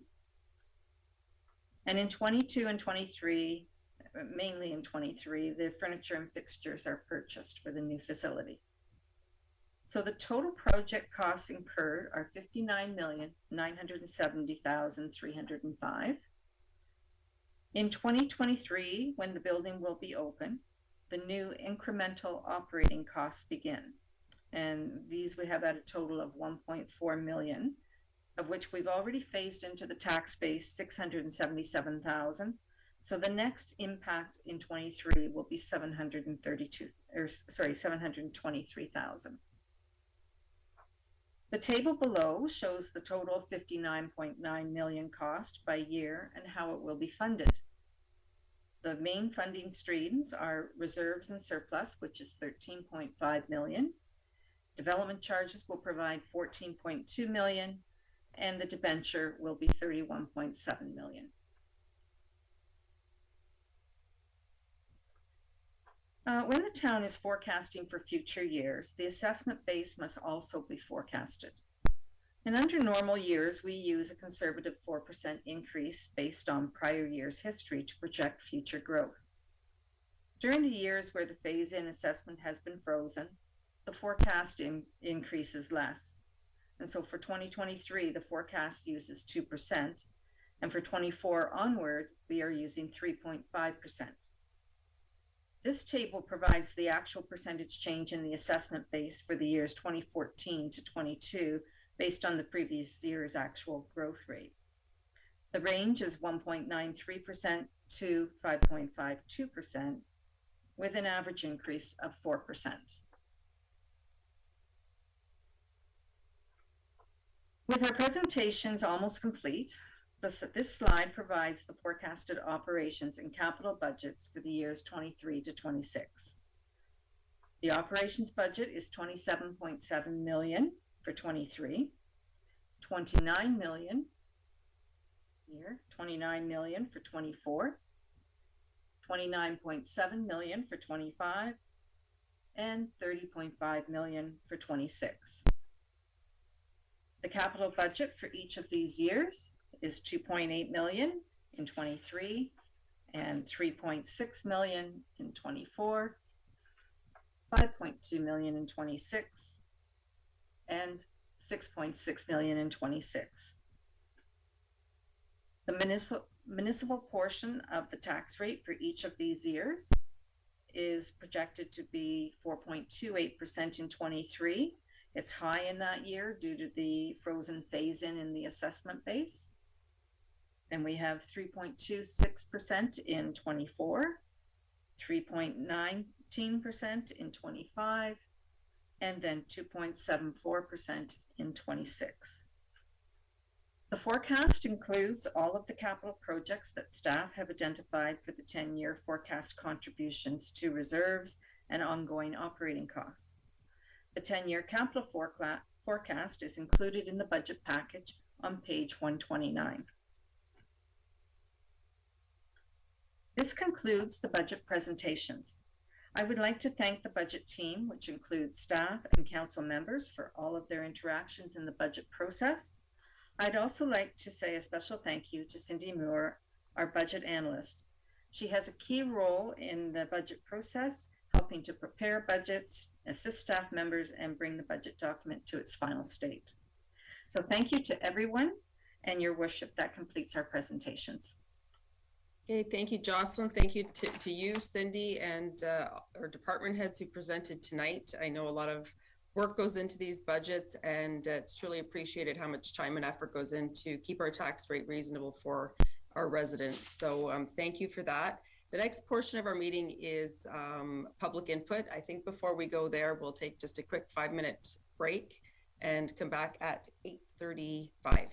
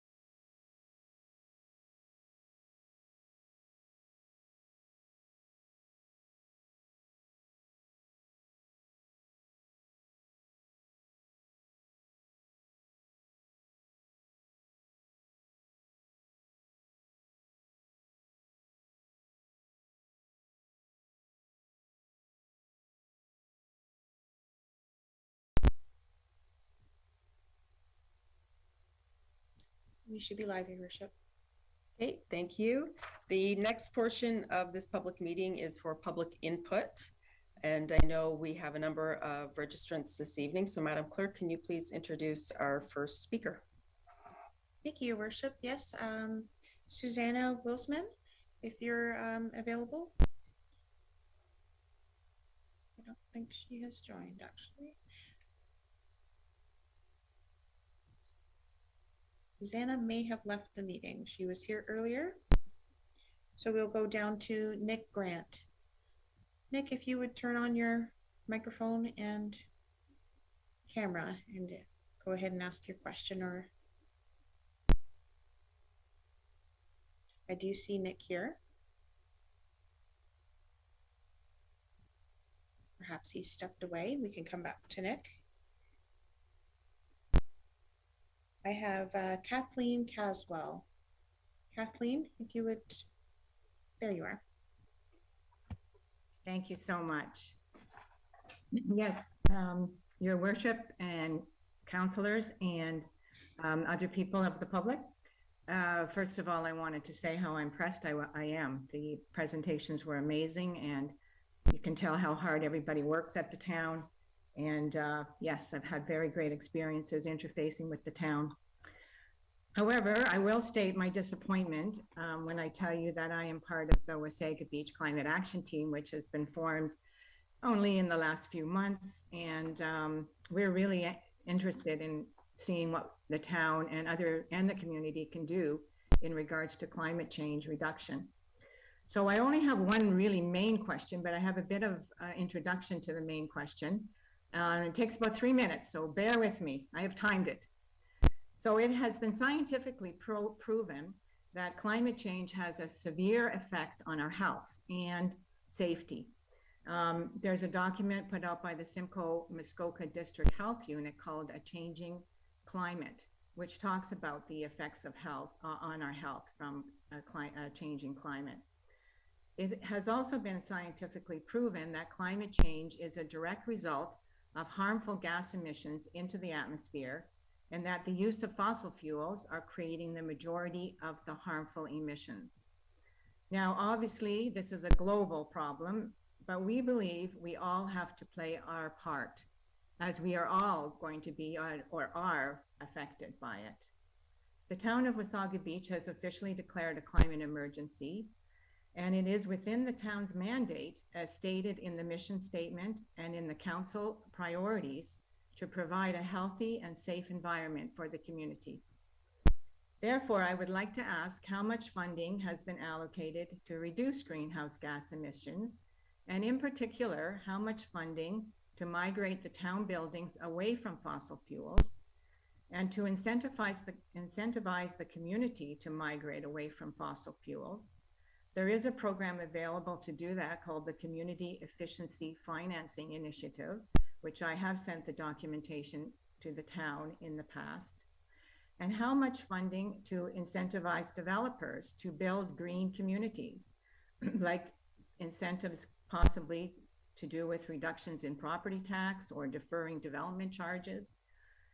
How much funding to reduce the high cost to the environment of urban sprawl. How much to electrify the town vehicles. There's been a report lately out of Simcoe County, which has electrified many of their vehicles and shown extreme savings by doing that. To ensure that the new library arena is a zero emissions building. To hire a climate specialist. And how much has the budget been reduced by applying for and receiving the many grants available to municipalities to reduce the effects of climate change? So I would also like to ask how much funding has been allocated to adapt to climate change, to prepare the citizens of Wasaga Beach for extreme weather, and to protect them from the health and economic effects of flooding, severe storms like tornadoes, extreme heat, reduced air quality, and vector-borne diseases. To protect the natural environment. For example, both flooding and severe storms have recently led to the dumping of raw sewage into the environment. So in summary, my one question is, how much funding has been allocated in the budget to prepare and protect the citizens of Wasaga Beach from the severe and dangerous effects of climate change?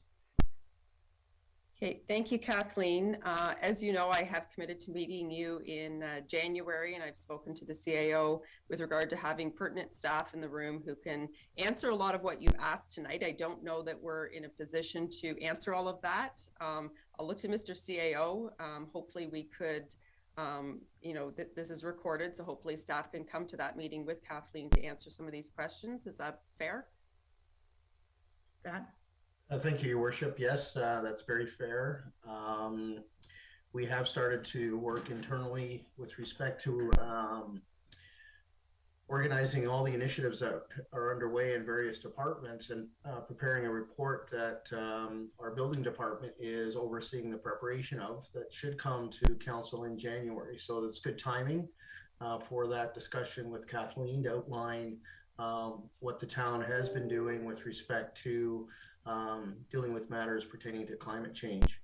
I know that our Director of Public Works outlined in his presentation some stormwater management initiatives that are to deal with issues arising out of storm events. And there's other items that council has approved in the past with respect to storm events that amount in the millions of dollars. So anyway, Your Worship, just to conclude by saying that we'll have full information for Kathleen in January. Thank you. Appreciate that. Thank you very much. Thank you for joining us this evening, Kathleen. Okay, Madam Clerk. Your Worship, next on our list is Iona Matthews. Iona, if you would show your video and unmute yourself.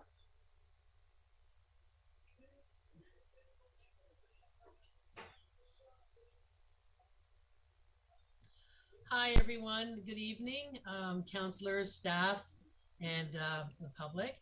I'm also a member of the Wasaga Beach Climate Action Team, and I will be quite brief.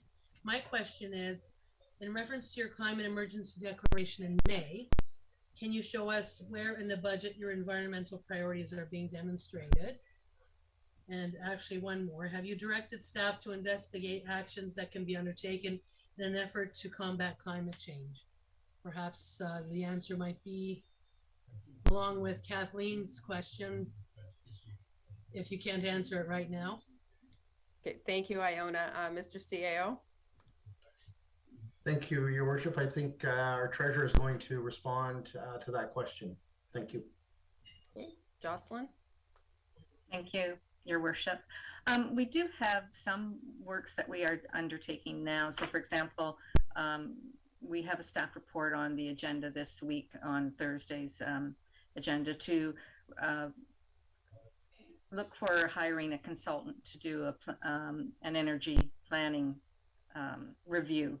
And that will help identify some of these things that we can do. Once we have the plan, that will help us a little bit with looking at some of these grant opportunities that are out there. So we are starting to move forward. That's an example of one of the activities that's just being taken right now. As was mentioned earlier, we do have a number of works that are in the 22 budget under Public Works that is addressing a lot of the flooding and other areas, environmental areas, and spaces for green spaces for people. So we have quite a bit of different things, and it's through different departments. And I think it would probably be best answered through when we bring forward to address the previous question as well. I think when we bring that report forward, a lot of your questions would probably be answered from that. Okay. So thank you. Thank you. Okay. Thank you, Iona. Thank you. Madam Clerk. Thank you, Your Worship. Next on our list is Gerard Duzastra, and he has asked me to ask his question as he's traveling at the moment.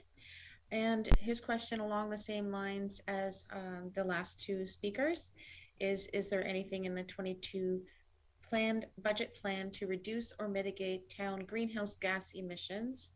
It is a mandate and a duty for municipalities to implement a plan to reduce emissions to fight climate change. Would you please detail any action and relevant line of the budget plan for that matter? And that may have been already answered.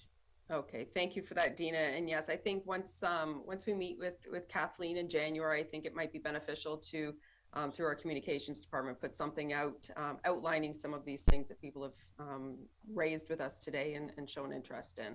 So I think that's the approach we'll have to go. Mr. CAO, does that work for you? Yes, it does, Your Worship. If I may, I was just going to point out two things, if I may. We are, in response directly to the question, we are proposing to purchase an electric ice resurfacer. That's going to start the conversion of our ice resurfacers. We have 2 of them. We will have 3, and we'll be converting them all to electric. And our fleet manager has commenced discussions with our chief building official to start to electrify our small vehicle fleet, starting with our building department vehicles.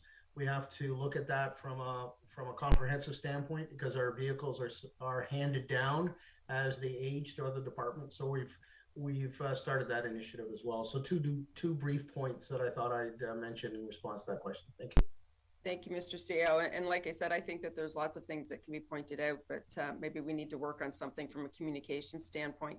Mr. Lalonde, I see you've popped up on the screen here. Did you have something to add? Thank you, Your Worship. I can certainly speak to some of the initiatives for Public Works, if you like, at a high level, if that helps the discussion tonight. Sure, and you can bring those to the discussion with Kathleen in January as well, please. Yeah, thanks. So just making a few notes here. So I guess when considering climate change impacts under the Public Works budget, from a transportation and greenhouse gas emissions perspective and planning and design perspective, we've certainly given stronger consideration to multimodal transportation solutions for our road projects, not simply vehicular or congestion and traffic-based solutions. So we've increased lower emission transportation alternatives. When you look at Molesley Street, River Road West, Ramblewood Drive, Beach Drive, all of these corridor improvements have improved transit amenities, they have bike lanes, they have sidewalks. So looking to evaluate and provide alternate solutions beyond simply dependence on the vehicle. When we look at vehicles and fleet, as George had mentioned, we've applied for funding 2, if not 3 times for various EV charging stations.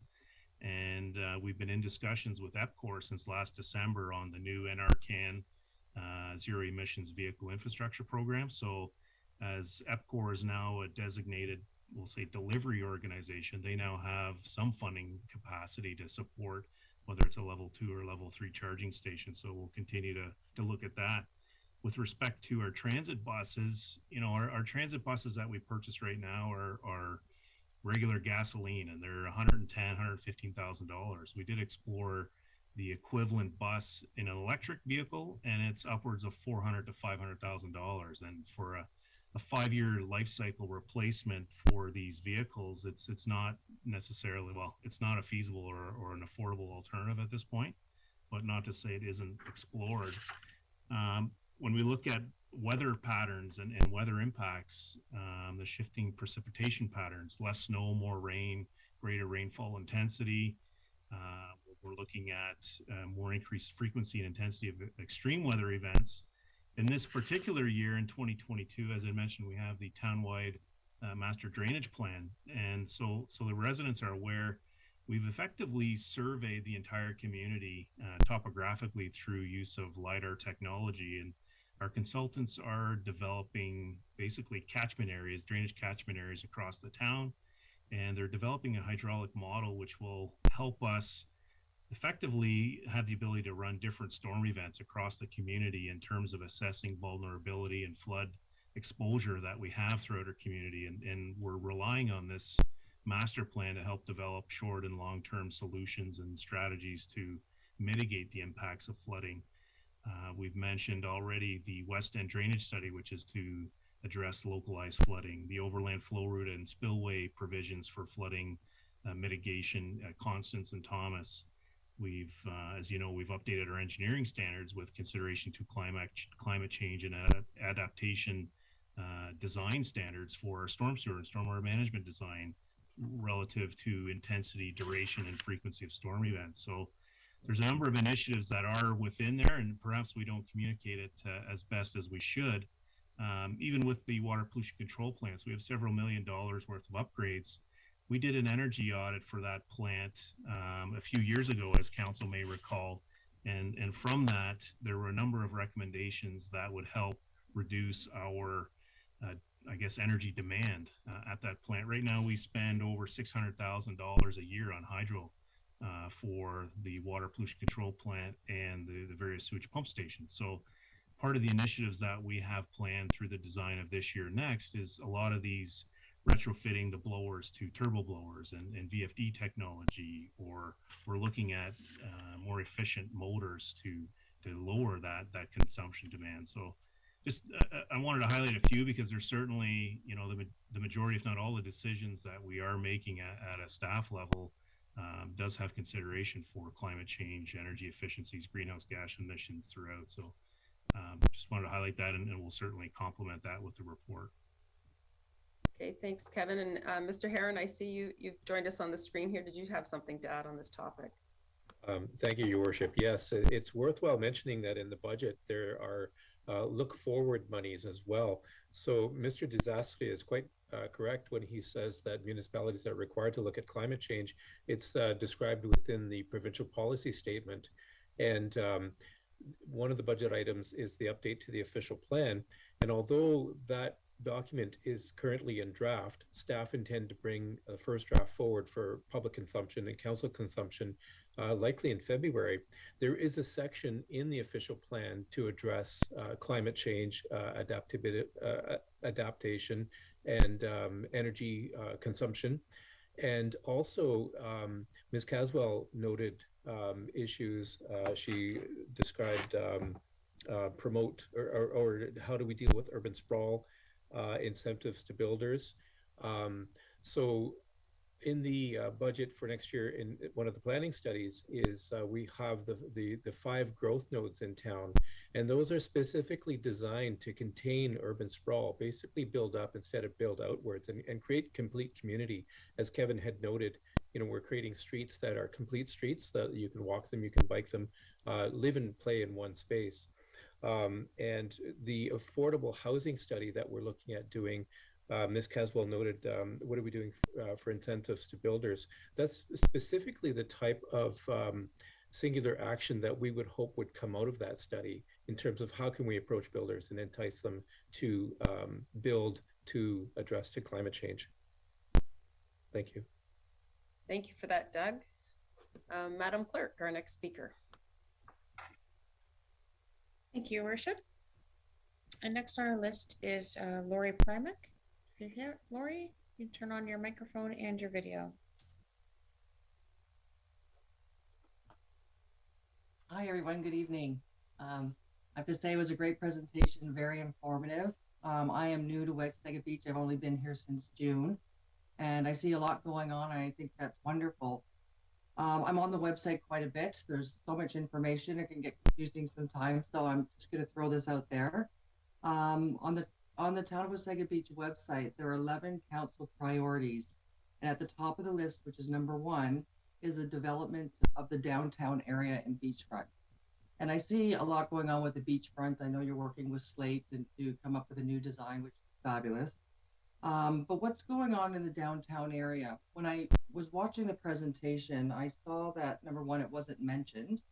And the beach area 1 and 2 improvement, there was a negative 1.4 million, and the beachfront property management a negative 3.56 million.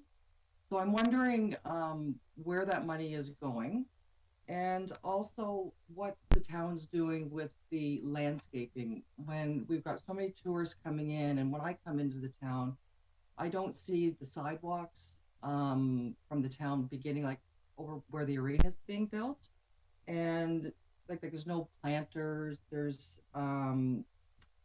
just, I just don't see a vision of a visual of a really nice town. It's a beautiful town, but just those added accents, and I think landscaping really adds to an environment. And the other thing with my concern was, from my understanding, in Simcoe County, Wasaga Beach has the largest senior population, and we don't have a medical center here.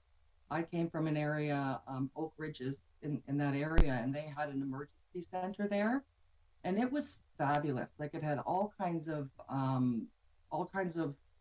do I call it? Services for, you know, from children to the elderly. And being a beach town, I mean, I just see a lot of tourists coming in, health problems, we all have them. And what's being done for that as well. So I'm looking at the environment and landscaping, which I don't see in the budget, and the downtown area, or anything happening with a medical center for the town of Wasaga Beach. Okay, so are you referring to a walk-in clinic? Is that more what you're talking to, as opposed to the medical center? Because we do have on 45th Street, there's a medical more of a medical center for more of emergencies. God forbid something happens on the beach with a tourist and there's a drowning, or if there's a senior who's having a heart problem, or that sort of thing, where, you know, you can go in and have a lot of different services, whether they need more of an emergency clinic before they would have to go to the hospital.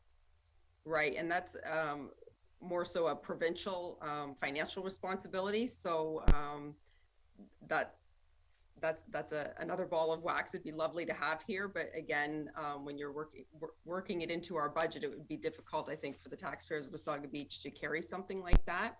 But I think, Mr. CEO, I'm going to get you to answer, I think, the beachfront question, maybe this question as well. You could assist with that. Thank you, Your Worship. I think I'll leave the beachfront question to our treasurer, who can speak to the revenues and expenditures with respect to operating the properties at the beachfront. So yes, we do have a community health center located at 45th Street. We did have a walk-in clinic. A walk-in clinic is not the same as an urgent care clinic. A walk-in clinic, any kind of urgent medicine, they would direct people to the Collingwood General Marine Hospital. So that's where emergencies are directed, is to the Collingwood General Marine Hospital. The South Georgia Bay Community Health Center does have a number of services that it offers to residents of the community in that building. There's a lab, there's medical officers, there's counseling, the list goes on, and they're looking to expand their facility on some adjacent properties. So that's in the works. But as the mayor said, that's a provincial initiative. The town has been focusing on recruiting family doctors. So from a provision of medical care, council determined that was a priority based on advice it received from physicians in the area, and council has been very successful over the last few years in recruiting additional doctors to provide primary care to residents such as yourself and other new residents moving into the community. I think I'll pause there and hand it over to the treasurer, and she can speak to some of the financial questions with respect to the beachfront. Thank you, Worship. Thank you, Jocelyn. Thank you, Your Worship.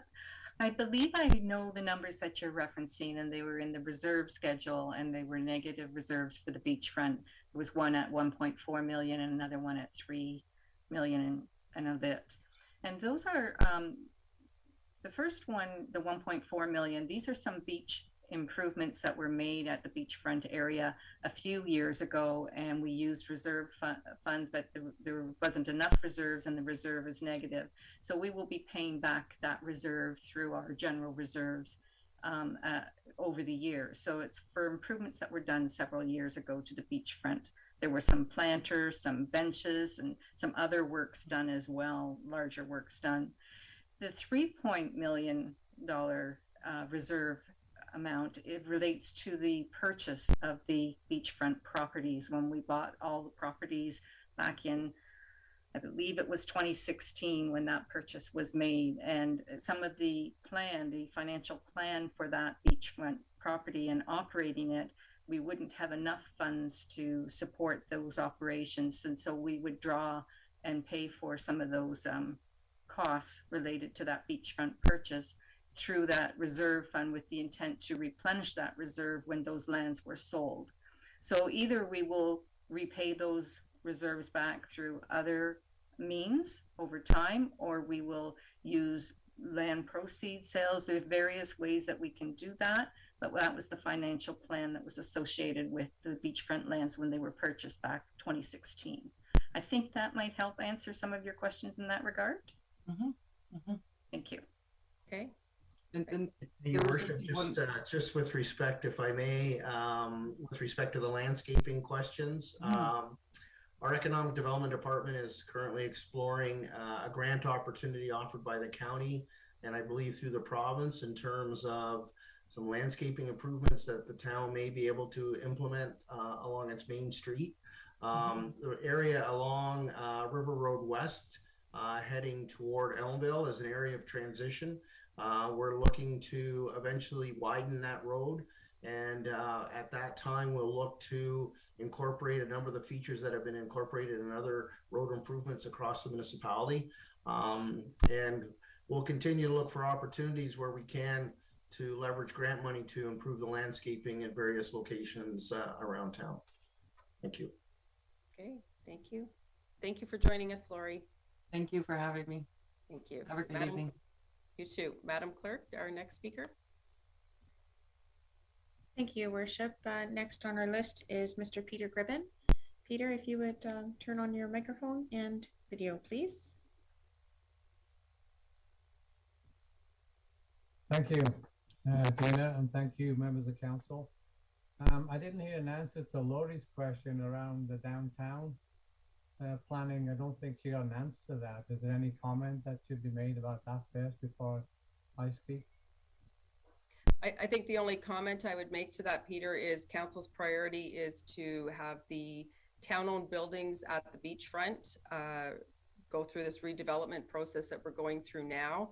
As was discussed, we're quite a bit in debt for those with a reserve balance of 3-point-something million, and that has been the focus. And the thought process being that Main Street, if that's what you're calling downtown, would grow organically as things progress, built and paid for by the development community. And your question tonight? More comments, if you don't mind, and I'll ask a question at the end. I would have anticipated this would have been a zero budget, since many other municipalities are going with zero tax hikes. The council delayed major projects are not urgent, particularly those projects that where there's no grant money funded, and also because of this COVID pandemic that we're all facing and the hardships that come with it. I listened to the COW meeting on the budget last week, and there was a few comments in there around the impact situation. And what I could hear was the Ontario government was being blamed for delaying the assessment of properties. Like comments like it isn't fair to the municipality, provinces not doing people any favors. It's the gift that keeps on giving, and residents have to understand it's hard to do our budget because of delays in assessments. Well, you know, we could have had a zero budget quite easily. It would have been easy if we'd have just decided to increase or delay the arena library for a while. But you know, your intent is to just carry on with that regardless, it seems. The financial impact on taxpayers is why the provincial government delayed the assessments in the first place. Yet I'm not feeling the the vibe from this council through last week's discussion with regard to any empathy for the taxpayer situation. There's a couple of things also that I don't see in this budget. I think the River Road widening has been delayed, and that's a major thoroughfare that everyone would utilize, and I'm sure everybody would vote for this as priority, and yet it seems to be put off for a couple of years. And maybe because we can get some grant money, and if grant money comes up, then you'll have some contribution. But you know, that's opposite to the reasoning behind going ahead with the arena library. There was no grant money there, yet we decided to forge ahead anyway. The other comment is the parking at the beachfront. I don't see anything in the budget for that. And last week's discussion seemed to be that this is a provincial park issue. well, frankly, it's our town and it's our responsibility. So I think we need to just get on with doing what we need to do instead of, pointing the finger at the province or pointing the finger at the provincial parks, because we're going to need that parking for the people who are living in those condos, people visiting, and hopefully increase tourism. Thank you. Okay, thank you, Peter. There's a whole lot in there that I will definitely go to Jocelyn for, but as far as the arena goes, our arena is falling over. It has been determined that we need to get a new one. It's important to our families in our community. The walking track will be thoroughly enjoyed by many people in this community. I would hate to see our young people who are playing hockey now or in the skating clubs be told, sorry, our arena, it's no longer safe for you to go in it. You're just going to have to go somewhere else. And I think that would be really difficult for them. We've discussed that several times, but I know that some people don't support the arena and library. It's been determined that it is really important for our community. The River Road West situation is not being delayed or put off because of the arena or anything else. We have gone forward with that section there piece by piece. We spend money to get it shovel ready, and then we submit and we get grants for it. And if we get a grant during the next few years, we will find a way to match it. So it's not that we're delaying or putting off other things. We all see how important that is. We've got a lot of important things going on in the community. Jocelyn, if you could answer some of the MPAC questions, and if I don't know if you have percentages from other communities, if there's a whole bunch going to 0%, or if you have any comment on that. Thank you, Your Worship. So perhaps I'll start with that on the 0%. I'm not aware of any towns or municipalities that are doing 0%. Most of what I've been hearing is from the other treasurers is the rates are anywhere from around 3% as high as 6% in some. And what has happened is, I think when COVID first came out, there was an attempt by some municipalities to try and have a 0%, and they used reserves instead of putting the taxation through. But there's only a short term that you can do that. Eventually you have to face and raise the revenues to cover the costs that you're incurring. And now you're seeing, for example, Simcoe County has a 2% increase, and many of the municipalities have higher increases this year. So I think the freezing of the phase-in is an attempt at by the province to try and help, and it's good intentions. However, it is downloading the costs onto the municipalities, and we can only absorb that for a short-term period. And every time you take a 0% tax rate increase, in the long term, you are hurting the community and its ability to function at the level it should be able to for the services and its population. So it's very important. The tax rate, to me, I would say a 0% tax rate is very damaging to any municipality. Another item, I think, on the MPAC, we were trying to communicate out that we were seeing delays in some of the assessment coming through from MPAC. There is, as we explained, the inspectors have to assess all the new properties coming in and assign their assessment values. And they don't just work for Wasaga Beach, they work for all of Simcoe County municipalities. And they also have a lot of work to try and push through all of this. And they cannot always stay on top of the high growth municipalities as quickly as maybe we would like. So we were trying to explain that that does have an impact on how our assessment comes through. And it's not in our control when MPAC has to deal with their own backlog of assessments and valuations. And I think those are the 2 points that I would be able to address. Thank you, Jocelyn. I just feel that we could have been in a leadership position here versus just going with the rest. So thank you for the explanations. I appreciate it. Okay, thank you, Peter. Madam Clerk, the next speaker, please. Thank you, Your Worship. Next on the list, we have Caroline DeKema.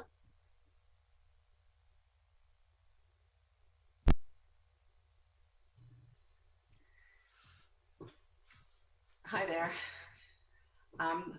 Thank you very much for this opportunity. I have a question about the capital revenues. The line shows the sale of land and equipment over a 6-year period from 2022 to 2027 for a total of just over $24,700,000. Is this for the beachfront property? And if so, is there an appraisal to support the value? And also, why would it be paid over a 6-year period? Okay, Jocelyn? Thank you. So this, in the capital forecast, and one of the things that's important to understand about the forecast is that's not an approved item, that's an item we bring forward for information for council. And we try to include in that 10-year forecast all the capital project works that we need to undertake or consider the priorities to be undertaken in the next 10-year period. And in that forecast is the development for the beachfront. And there are some items that are still being worked through as to where the funding sources are going to come from for all of the capital works that are involved in developing the beachfront. So we have used that line to represent those amounts that are still part of the items that aren't quite known specifically, the details behind them. So no, it does not represent a specific amount that would be paid for the beachfront lands. Some of that land sale would be in that number, but not a specific number that you would be able to isolate. And why it varies from year to year is because it's based on the capital expenditures that we are. Sorry, is anybody else hearing feedback? Yes, it's not just you, Jocelyn, we hear it. Should I, is it okay now? That's better. Okay. So depending on how much capital works we are spending in each of those years that we did not have the funding specifically noted for that beachfront development, those amounts are in that line there. So some of those items we will be, as we proceed with the beachfront review and continue on that process, we'll get to know more of those numbers, and in the next year's forecast, those numbers will be more specific and come out of that line and go into the specific lines of revenue that they belong in. So it's just so that we could demonstrate total capital expenditures required over the next 10 years for the programs. I hope that helps to answer your question. Does that answer your question, Carol? We are talking about expenditures, but this is a revenue line. Am I misunderstanding this? If you could, if you don't mind just repeating where you're looking. The revenue budget, there's a line that says sale of land and equipment. So I was assuming that's a revenue part of the budget, not an expense part. Yes, that's what I was trying to explain, is that the revenues specific to that project have not been completely identified. We're still in the process of working through some of those funding streams for the beachfront development. And so that revenue line is holding the amounts that are going to be needed in order to pay. So it's identifying how much is needed in the revenue stream that isn't specifically all known at this time. We have ideas of where those amounts are coming from, but they're not as specific as they usually would be for a project. Okay, thank you for that. Does that clarify? Yep. Thank you. Okay, thank you for joining us this evening. Madam Clerk, our next speaker. Thank you, Your Worship. Next, we have Patrice McCammon.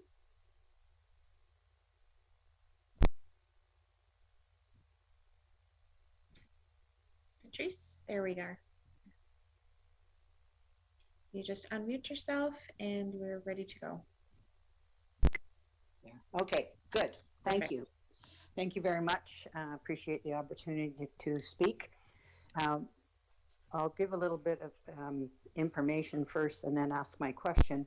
The Community Improvement Plan, or the CIP as it's known, for the Beach Area 1 was significantly changed after this council took office by the removal of all of the must-do items and changing them into may-do, which seriously reduced the town's control over the finished product. And I have concerns about that. But what has the town offered the new developer that you're negotiating with as incentives in the CIP is my first question. The second one is the cost of the sewer upgrades for Beach 1 and the infrastructure upgrades for Beach 1 are estimated, I understand, to be around 30 million or more.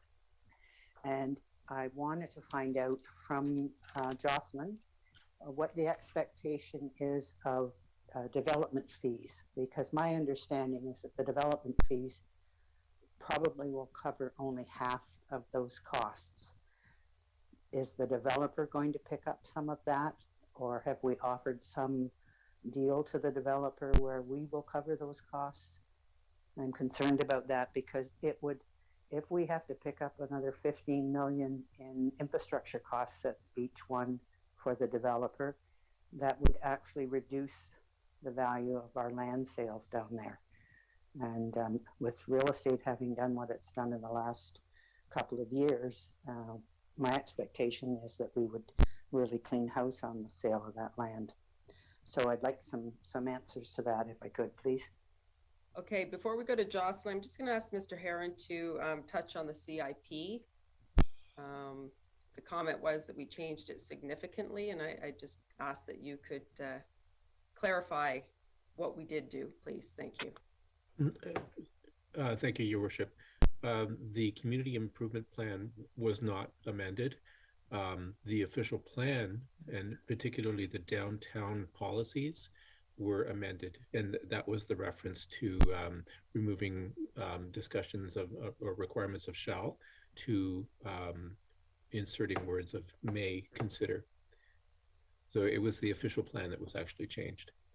And Doug, can you confirm that that does not take the control totally away from the municipality? We still have input as to how things will develop down there? That's quite right.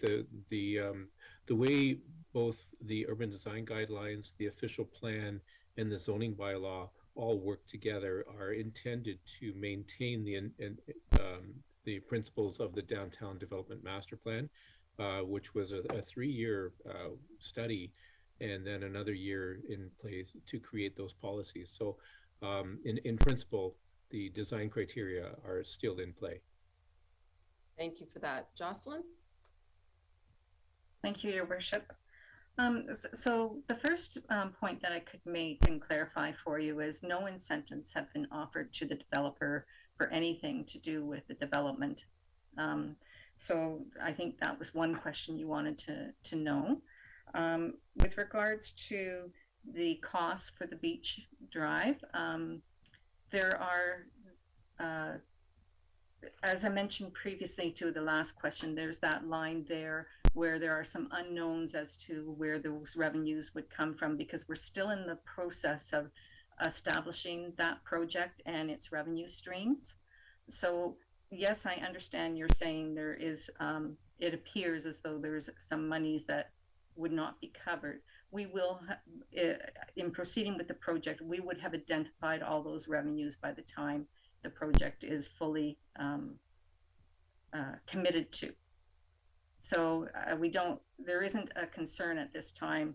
It's just an unknown, and until we identify, and there's timing of when each phase happens. So the development charges, for example, they don't all come in at once. They come over a period of time as the development is phased in over several blocks and phased in over several years.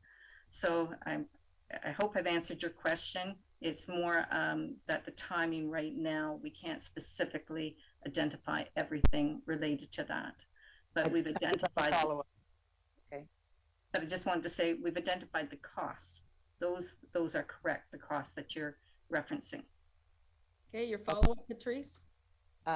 My concern is that as development fees come in only, I think, as building permits are issued, we're going to have to carry a lot of that load well before those monies come in, and I am concerned about that.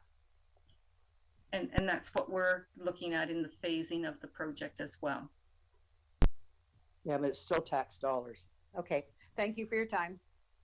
Welcome. Great. Thanks for joining us, Patrice. Madam Clerk, the next speaker. Thank you, Your Worship. We did have Sharon Atizano next, but I do not see her in the meeting as of this point. I have Orest Moose. Orest, are you there? Yes, Orest. I am, and just doing the video. Okay, perfect. I think, am I on? Okay, I'll be very quick since the Leafs-Oilers game just started. So my question pertains also to beach development and some of the costs associated and not listed in the budget right now, just kind of glanned over. And my particular question is about the parking structures that I believe one of the previous speakers addressed in part of his thing. Where those monies are they allocated somewhere? They don't seem to be anywhere in the 10-year forecast plan. Are they part of the unknowns still? And quite frankly, when are we going to know some of these unknowns? Okay, thank you. Jocelyn, Mr. CIO, who would like to take this one? Thank you, Your Worship. I could start. Perhaps Jocelyn and Doug Heron may have some comments as well. So, to address the parking needs of the beachfront area, the town undertook a parking strategy, and that was presented to council last year, and that's available on the town's website. And it did a study of all the parking down at the beachfront and allocated parking to what might be future development, what might be Ontario Parks property, et cetera, et cetera. So we have now a parking framework that we're working with. The developer is aware of the parking requirements under our current zoning bylaw. The developer has indicated that they're going to look to work within the parameters of the zoning bylaw to provide parking to serve their development. Council recently approved an amendment to the cash in lieu of parking policy with respect to increasing the amount of to pay for cash in lieu of parking. And traditionally that would go into financing a parking structure if one was required. But at this point, we don't know if one is required. If the developer in its wisdom feels that to make more efficient use of the land, that a parking structure might be beneficial or helpful, then the developer may come forward with some sort of parking structure as part of their development proposal. But at this point, they have not indicated that that is part of their plan. What I spoke about at a previous meeting, Orest, was with respect to the parking strategy that was undertaken. It identified a shortfall of parking spaces for the Ontario Parks property. So when you looked at the number of visitors attending the provincial park and going to the beach, there was not sufficient parking for the visitors to the provincial park. So from the need of additional parking, it was more of an Ontario Parks that they needed additional parking. Certainly from a town tourism perspective, there is interest. We have parking in the area. We have parking on Main Street. We have the 4th Street parking lot. We have the Nancy Island parking lot. We do offer some parking in the general vicinity of the beachfront. So hopefully that answers your question and gives you a little bit of insight for where you may find some additional information. Thank you. I have a quick question to what you just stated. So if the developer in their proposal says, okay, this is what we feel we need for parking, so forth, do we have any say the town disagrees that it's not enough parking or whatever? Do we have any say and any way of compelling them to service our needs, or it's basically their call and they go forward? Mr. CIO. If I may, Your Worship, and again, Doug Heron, our Director of Planning, may jump in, but the developer has to work within the zoning bylaw requirements for parking for their development. There is some flexibility with respect to cash in lieu of parking, as I have outlined, and off-site parking. That is subject to council approval if there was proposals brought forward. I'll defer to the director. He may have more to add. Mr. Heron? Thank you. I think Mr. CIO gave a good summary. So I'll simply reiterate. When the developers come forward with a development application, it will be through an application for site plan approval, and it would basically site plan would show how the site is intended to be developed, which would include parking. Site plan cannot be approved if it doesn't comply with the zoning bylaw. And again, with parking, if they don't have sufficient parking per the zoning requirements, it's at that stage where if the developer seeks to change the zoning bylaw, they would have to go to council and make that request through the planning process. So council would have oversight of any changes that the developer might be proposing to the zoning bylaw parking requirements. Okay, and I'm sorry, can you exactly explain cash in lieu of parking? How, I think I understand it, but can you just explain that to me, please? And certainly. There is an option where if the developer chooses not to ask for a zoning amendment to reduce the parking requirement, they could seek from council permission for cash in lieu of parking, where they would pay a cash fee for each parking stall that they could not provide on their site.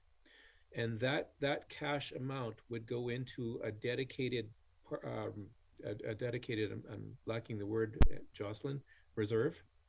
And the reserve would be solely for the purpose of installing new public parking spaces. And that could go towards a parking garage if a parking garage were in fact in play or to be discussed. But that's the essential workings of cash in lieu of parking. Okay, but in the end, council would have the last word on this, is that correct? That is correct. Any request for cash in lieu would also go to council for a decision. Okay, thank you. Okay, thanks, Aras. Thank you. Madam Clerk, our next speaker. Thank you, Worship. We have Susan Mogelin.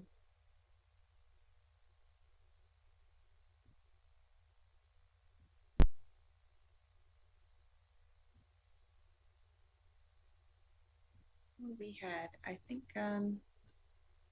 next on our list, Shelby. I'm not going to say this name correctly. Shelby V. Thank you. It's Shelby Burkent. Thank you. Okay, so thank you for having me. I'm requesting that council please take action to address the safety concerns on 39th and 40th Street surrounding Worsley Elementary School. As a parent with 2 young children and as a previous student of Worsley Elementary School myself, I am shocked that in 2021, a walkable, safe path of travel is not available. I reached out to town staff and all members of council via email on November 30th, 2021, respectfully requesting the safety be addressed. To date, staff have replied acknowledging, but plans for action are limited to none. In 2016, the town constructed a sidewalk on 39th Street. And this sidewalk leads children and anyone using the sidewalk directly into traffic. I respectfully request a connecting path of travel, such as a paved shoulder or a bike lane route leading from this sidewalk to Knox Road West, be added to the 2022 budget if funding is required to complete this work. Staff did outline to me that there are no immediate plans in the capital works forecast to extend this existing sidewalk southerly along 39th Street South. So my question is, why not? Earlier this evening, Kevin Lalonde spoke to the benefit of paved shoulders and bike lanes to assist with climate change. So why can this not be done and be addressed in the 2022 budget to improve safety? Additionally, I request that council direct staff to review and implement further action to improve safety surrounding Worsley Elementary School. I have highlighted a few areas to assist with addressing safety concerns, including but not limited to the following. Number 1, paint hatched lines at a minimum the length of the 2 gates on 39th Street and mark as no parking with both post signage and pavement markings. Number 2, limit parking on 39th Street on the west side at the gates to 2 hours or less parking as deemed appropriate by town staff. It is evident that even with the addition of the parking lot at the school, on-street parking continues to be used daily on 39th Street. Number 3, please review and consider developing the unopened road allowance right away, also known as Watson Street, adjacent to the school between 39th and 40th Street. The town and the school board could eliminate and improve a lot of the pickup and drop-off issues if this road was used for on-street parking and incorporated a kiss and ride for students. And number 4, convert the pedestrian crossover at 39th and Mosley Street to a full controlled signalized intersection and eliminate the stop sign at 39th Street. And number 5, give consideration to reviewing school safety routes in the next transportation plan study. I did note on the town's website, the last study was completed in 2017 with no mention of school routes. And in closing, I ask the town act on these safety concerns to provide a safe, walkable, and inclusive community for all. Thanks, Shelby. Mr. Lalonde, did you wish to address any of those comments now or just take under consideration? Thank you, Worship. I have already replied to Shelby in response to her earlier email specific to the on-street parking conflict with the teachers that continue to use the 39th Street road allowance for parking, regardless of the new parking lot structure that was recently constructed. We have committed, and actually we followed up with the school board, and they have permitted the town to install restricted parking signs along 39th Street. And we're going to fasten them to the fence line probably as early as this week. The signs are recently received, so we will be restricting parking to 30 minutes to encourage that conflict with the teachers and EAs that continue to park along 39th Street instead of their parking lot. I did indicate that there are no plans, and there are continued no plans for sidewalk extension along 39th Street or the opening of Watson Street to facilitate a kiss and ride. When we did urbanize 39th Street, actually, and when we urbanized 40th Street, we approached the school board in an effort for them to consider on-site improvements. Even when they did the parking lot expansion, we again went back to the school board and strongly encouraged them to consider parking ride accommodations, recognizing how many parents drive their children to school. They were not receptive to that, and it certainly isn't in their capital program. So in the interim, we have certainly restricted parking on different sides of the street, but we are going to further restrict parking along the frontage to improve those drop-off locations, including restricting parking immediately adjacent to the gates. I already indicated that we will be considering a hatch line or some supplemental painting in the new year. And yeah, so that is generally summarizes the response to date, but currently she is correct. There is no long-term plans for urbanization or improvements or sidewalk extension along 39th Street. The priorities remain with the arterial and the collector roads that are currently within the forecast. Okay, thank you for that explanation. And Shelby, thank you for joining us this evening. Yeah, sorry, do I have the opportunity to ask one more question? Sure. So with that being said, I appreciate those comments. But as Kevin outlined as well, that there are no plans to provide a connection on 39th Street. So again, I would just ask, like, why can't that be considered? Even if it's not in the 2022 budget, why not the 2023 budget? If you drive down 39th or 40th Street during school end of the day, you'll see the difference. And then go drive past Birchview Elementary or St. Noel. It is very different school interaction, where St. Noel, there's a connecting sidewalk, and now there's the new addition of the paved shoulder right down Ramblewood that was just completed. But why is Worsley Elementary School not to the same standard? Why does the town not consider those children as important and want to make it a safe route for them to travel down 39th Street? It's not fair. Okay, I just want to clarify one thing. We care about all of the students in our community. We don't pick and choose as to who would be more important, just for clarity there. Mr. Lalonde. I think certainly the infrastructure upgrades were undertaken at Worsley Street in advance of St. Noel in terms of the urbanization and sidewalk enhancements that we did on 40th Street and 39th Street in the last 5-10 years. That was ahead of the St. Noel sidewalk extension. That is ahead of the Birchview Dunes urbanization that we're currently designing. So to suggest that there's no consideration, there certainly has been historically. And certainly with the long-term forecast, we will take that into consideration in terms of extending pedestrian facilities. Okay, thank you, Kevin. And again, thank you, Shelby. Madam Clerk, our next speaker. Thank you, Worship. And I believe we have Ms. Faye Eagle next.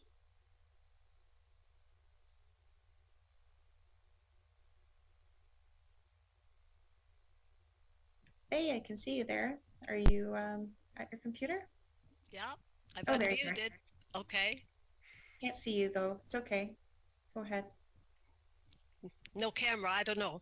Okay, go ahead. That's all right? Okay, fine, thanks. Okay, so first off, I would really like to thank staff. You've all worked very hard. It's a long evening and we appreciate it. And good evening, council, mayor, and hang on, this has just popped up, whatever. And to the general public, good evening. So we've all realized now budget meetings and long-term financial planning can help a community clarify its goals for the future and can help articulate a pathway to getting there. However, these meetings can also be very long and intimidating. So I'm not a chartered accountant or even a mathematician. However, I believe most people can relate to what I'm going to speak to for a few minutes and hasn't been spoken to tonight. It's referred to as a tax-based diversification, and it is often part of a municipality's agenda. As a general rule, taxes raised in a community are derived from 60% residential and 40% commercial industrial. That's generally what's classed as a healthy tax base. Wasaga Beach is 96% residential with just 3% commercial. That's a pretty heavy load on the taxpayer. Even Penetang is lower than we are at 92%. Collingwood is 80-20, and to say we are the poor cousins is an understatement. We aren't even in the same ballpark with amenities as our neighbor has. So my question is, has the possibility of diversifying our tax base been discussed at all as you plan for the future?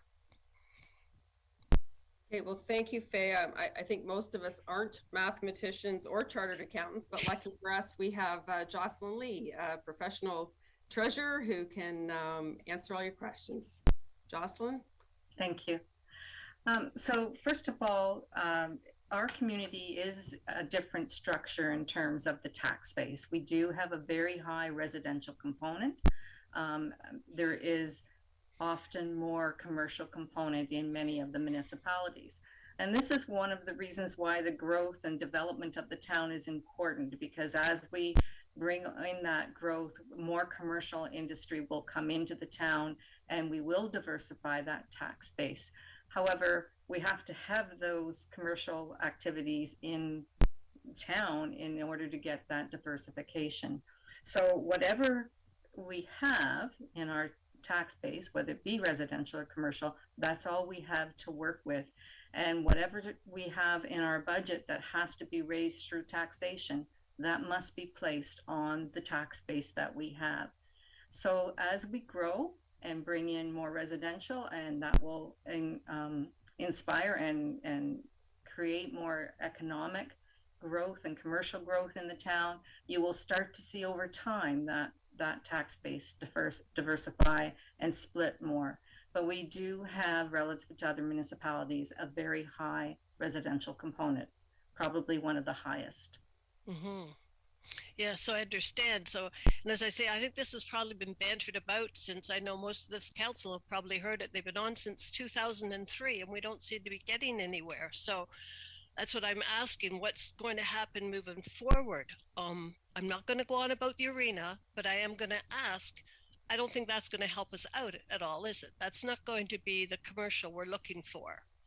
no, that's not the commercial we're looking for, but that does help generate commercials. So we have, and I'm not sure whether, Doug, I'm not sure if I'm putting you on the spot here, but I think there is more commercial growth that is being brought forward and considered for the town. And as the town grows, that's what attracts the businesses to our town. And that's why it's important that we take that time to grow the town and make it a place where there will be enough residents to support the commercial industries. And Doug, I'm not sure if you have anything to add to what I've said.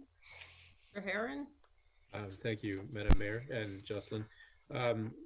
In this year, Council just adopted an economic development strategy. It was a study that we had completed this year, and the primary purpose of that strategy was specifically to diversify our economy and to diversify our employment sector. We have a very strong growth sector in housing. We're diversifying our housing types with intensification, so we're moving from single detached residential. This year we had more towns built than we had singles, and going forward we expect to see apartments we're in nodes. Where we intend to shore up our complete community is through the employment types. And through that economic development strategy, we received some direction. And one of those directions was what industries could we focus on in order to incentivize bringing those industries to town, ergo bringing those jobs to town, and changing the tax base in town as well. So there is a plan. It's recently been adopted. And in the budget this year under economic development, there's $40,000 that is being put forward to action those recommendations that came out of the economic development strategy. Thanks for that, Doug. Thanks.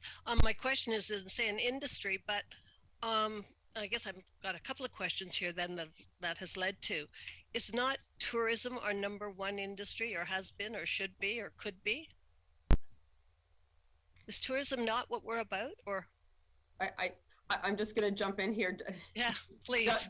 Doug can by all means respond if he wishes, but tourism is a part of Wasaga Beach. It is not everything about Wasaga Beach. We have grown a lot over the years, and tourism is a piece of it, but we have a lot of full-time residents here. We have businesses open 12 months out of the year now. So it's absolutely an important piece, Faye, but it is not the only piece. Mr. Heron, did you wish to add anything?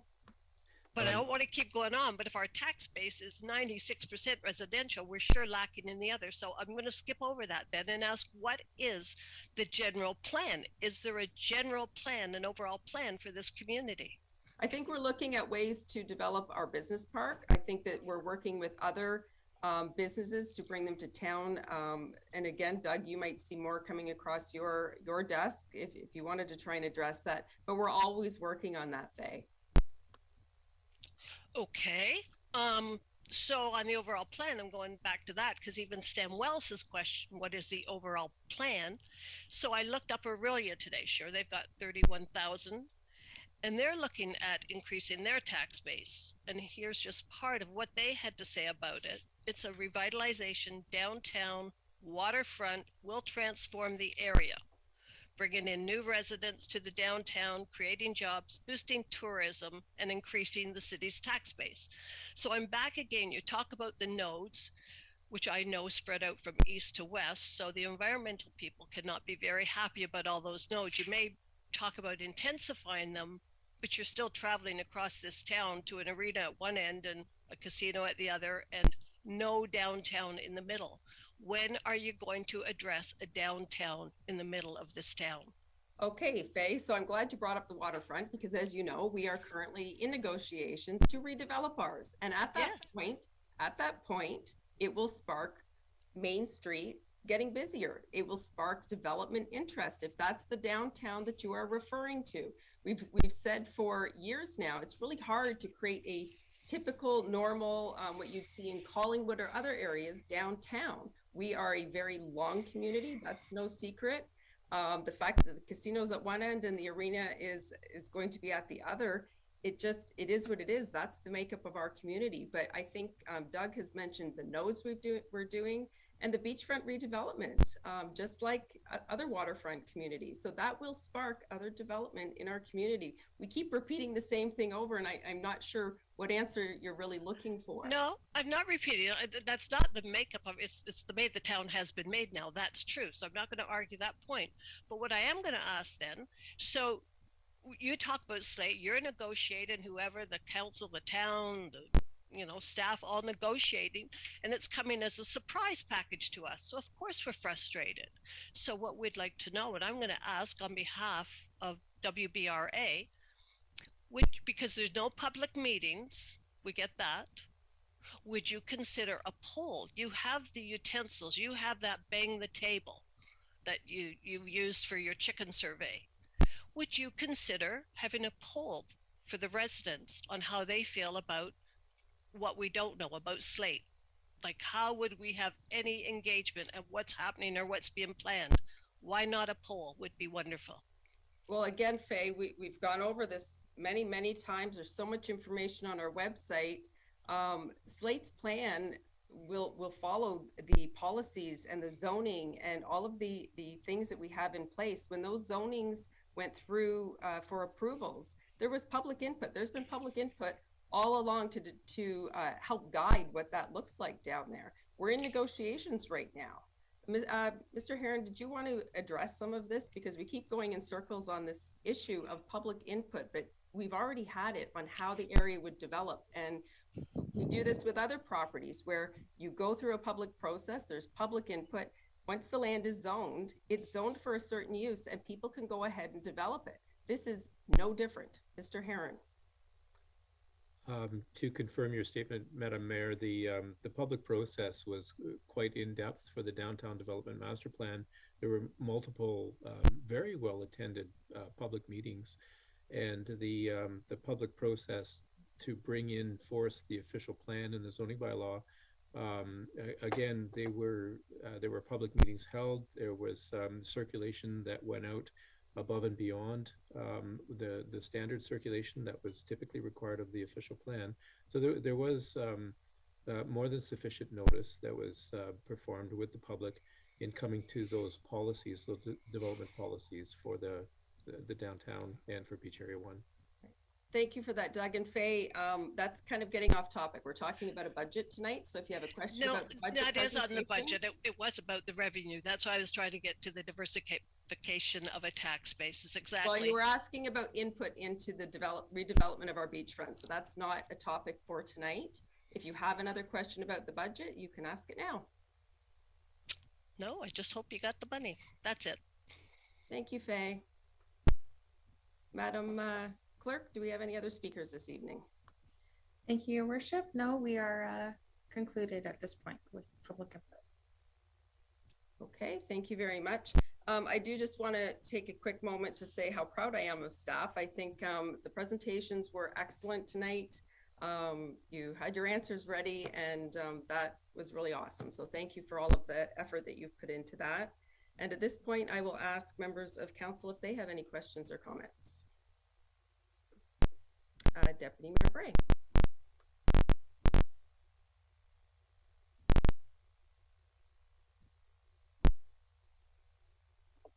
Sorry, I can't seem to find my mouse at this time of the day. Thank you to staff. I echo the mayor's comments. The presentation tonight was excellent. It's been a lot of information. We've seen it 4 and 5 and 6 times and had lots of time to digest it, but you summarized it quite nicely. Thank you for your questions, for your concerns, for your comments. It's good to hear. So quite often we make a lot of decisions and we really don't hear from a lot of people about them. So it's good to get that feedback. Quick comment I just wanted to make with regards to Shelby's comments about Worsley Public School. A couple of years ago, I was involved with the Healthy Community Network's School Safe Travel Plan, which was a joint initiative with the health board and the school and the PTA and the principal. And we were actually looking to put in a safe travel to school plan for Worsley. Unfortunately, COVID hit and everybody on the health unit got redeployed. So that and all other projects kind of went on to hold. But just to let Shelby and everybody else watching know that there are lots of different projects and activities going on through the advisory committees that report into council, and that we're certainly willing to share that information with those when they've expressed an interest. So thank you. Okay, thank you for those comments. And as we're at 10 to 10 right now, and I have at least two more speakers written down here, we do need to pass a motion to go past 10 o'clock. So if I could have a mover and seconder for that. Councillor Foster and Councillor Wells. Resolved that the Committee of the Whole as Budget Committee hereby extend the meeting past 10 p.m. to continue with town business under the December 14th, 2021 Committee of the Whole Budget agenda. All those in favor? And that is carried unanimously. And with that, we will move to Councillor Foster. Thank you, Your Worship. And again, I'll be brief because I don't want to stay much after 10. I agree. We have to thank our staff who've dealt with all of this and dealt with our whims from time to time to make things better. I also want to thank the people who asked questions, and they were respectful and well thought out. But what I did find interesting is in the response, not only is our staff professional, but the compassion came out that they've, in a lot of cases, they provided background that might not have been known, and that can be on us. But a lot of I'd say 99.9% of the questions that have come up have been dealt with and perhaps not always explained properly. So it was lovely to see. I've got nothing but respect for the staff, and it was lovely to see them kind of be able to respond quickly and accurately and do that. So those are my comments, Your Worship. Thank you. Thank you for those. Councillor Belanger. Yes, thank you, Your Worship. First of all, I'd like to congratulate staff. This is a complex process, and obviously a tremendous amount of work has gone into this. But I have voiced some concerns about the budget that continue to be concerns, and there were some points brought up tonight that I'll just speak to a little off the top of my head. But there's no question that we have two very significant capital projects in the library and arena and in the beachfront that is putting tremendous pressure on our municipality to do other things that had previously been planned that could come up in the future. It's going to put a great stress on our reserve funds for a period of time. I have a lot of difficulty given our residency, and we talk about input and we talk about possible polls or surveys. I believe the urbanization and the widening of River Road West being delayed by 2 years for the next phase and the phase after that to 3031 is not positive.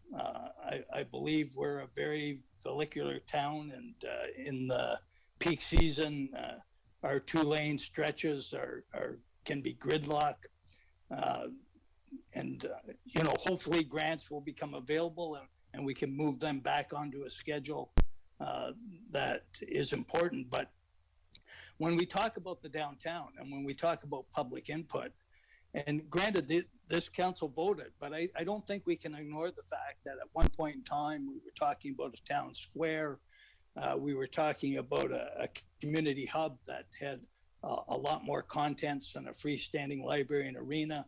It was very compliant with the provincial policy for community hubs. It actually exceeded all of the policy and guidelines. And so there has been significant change without public input. And, to keep saying that we've had all this input all the way, and I'll just give one small example, is where we went from everything on the main street would be 3-story with residential potential or commercial on the bottom and residential above. And now we have an archives building that is going to be a permanent fixture that's a 1-story building in an area that could be highly developable. It's just one example. I see a few faces being made, but the point is there was not public input into that. So, and again, to start to eliminate parking on the beachfront without a solid plan for replacement parking, and potentially we could get to a point where the solution is 4 or 5 years away from the problem. That's a major concern. And I also talked specifically about the cash in lieu of being a terrible deal for the taxpayer. It gives the developer a parking spot at half price, with the taxpayer paying the additional on land that is owned by the municipality, that the developer didn't pay 1 cent for, yet he would be able to develop on his land. Now, I know those will go through an approval process, but those are things we've approved already. We approved that they can get a parking spot for half price of what it would cost them to build it themselves on land that they don't own. And these are challenges. And I don't believe that our 10-year forecast has adequately faced the challenges that we're going to encounter. And I want to just end by saying is, when we approved the library and arena, I was very publicly in meetings, you can pull it out, I indicated that without knowing all of the investment the municipality would make in the beachfront development, and to commit to that $60 million would cause challenges for down the road. And I believe that will come to fruition. So thank you. Thank you. And I guess the only comment I'd make to that is, for me, the beachfront would never come before our core services of arena and library and the services that a municipality is supposed to give its residents, over a beachfront that was purchased so that we could become landlords. And as we heard earlier, the reserves are in a negative $3-point-something million. So this comparison of beachfront versus that, we have core services, and the reality is, last term of council, there was 2 of us sitting on council, sitting here today, that were there, and we didn't support the purchase, but we have it now. And so now we have to deal with that. But to put that ahead of an arena and library or our core services is certainly not something I'm prepared to do. Archives, no one has ever said that it's a permanent building. I would think if someone came along and offered the municipality opportunities to develop something there that would be great, then I'm sure that we would look at that. I don't know where this permanent is coming from, but those are my comments, Councillor Belanger, to what you've said. Go ahead. Thank you. Just to Fag Eagle's comments, is the development of the downtown and the development of the beachfront will be what's critical to moving our community to a more balanced tax base between commercial and residential. Impressed by the professionalism and answers by our staff to that. So overall, it was a good evening. Thank you. Thank you. And if I could have a mover and seconder for the motion, please. Councillor Kinney and Councillor Foster, that Committee of the Whole recommend to Council that the proposed 2022 operating and capital budget be approved and the 4-year and 10-year capital forecast be received for information. All those in favor? And that is carried unanimously. And with that, thank you, everyone. We are adjourned at 10 o'clock. We didn't need that extra motion.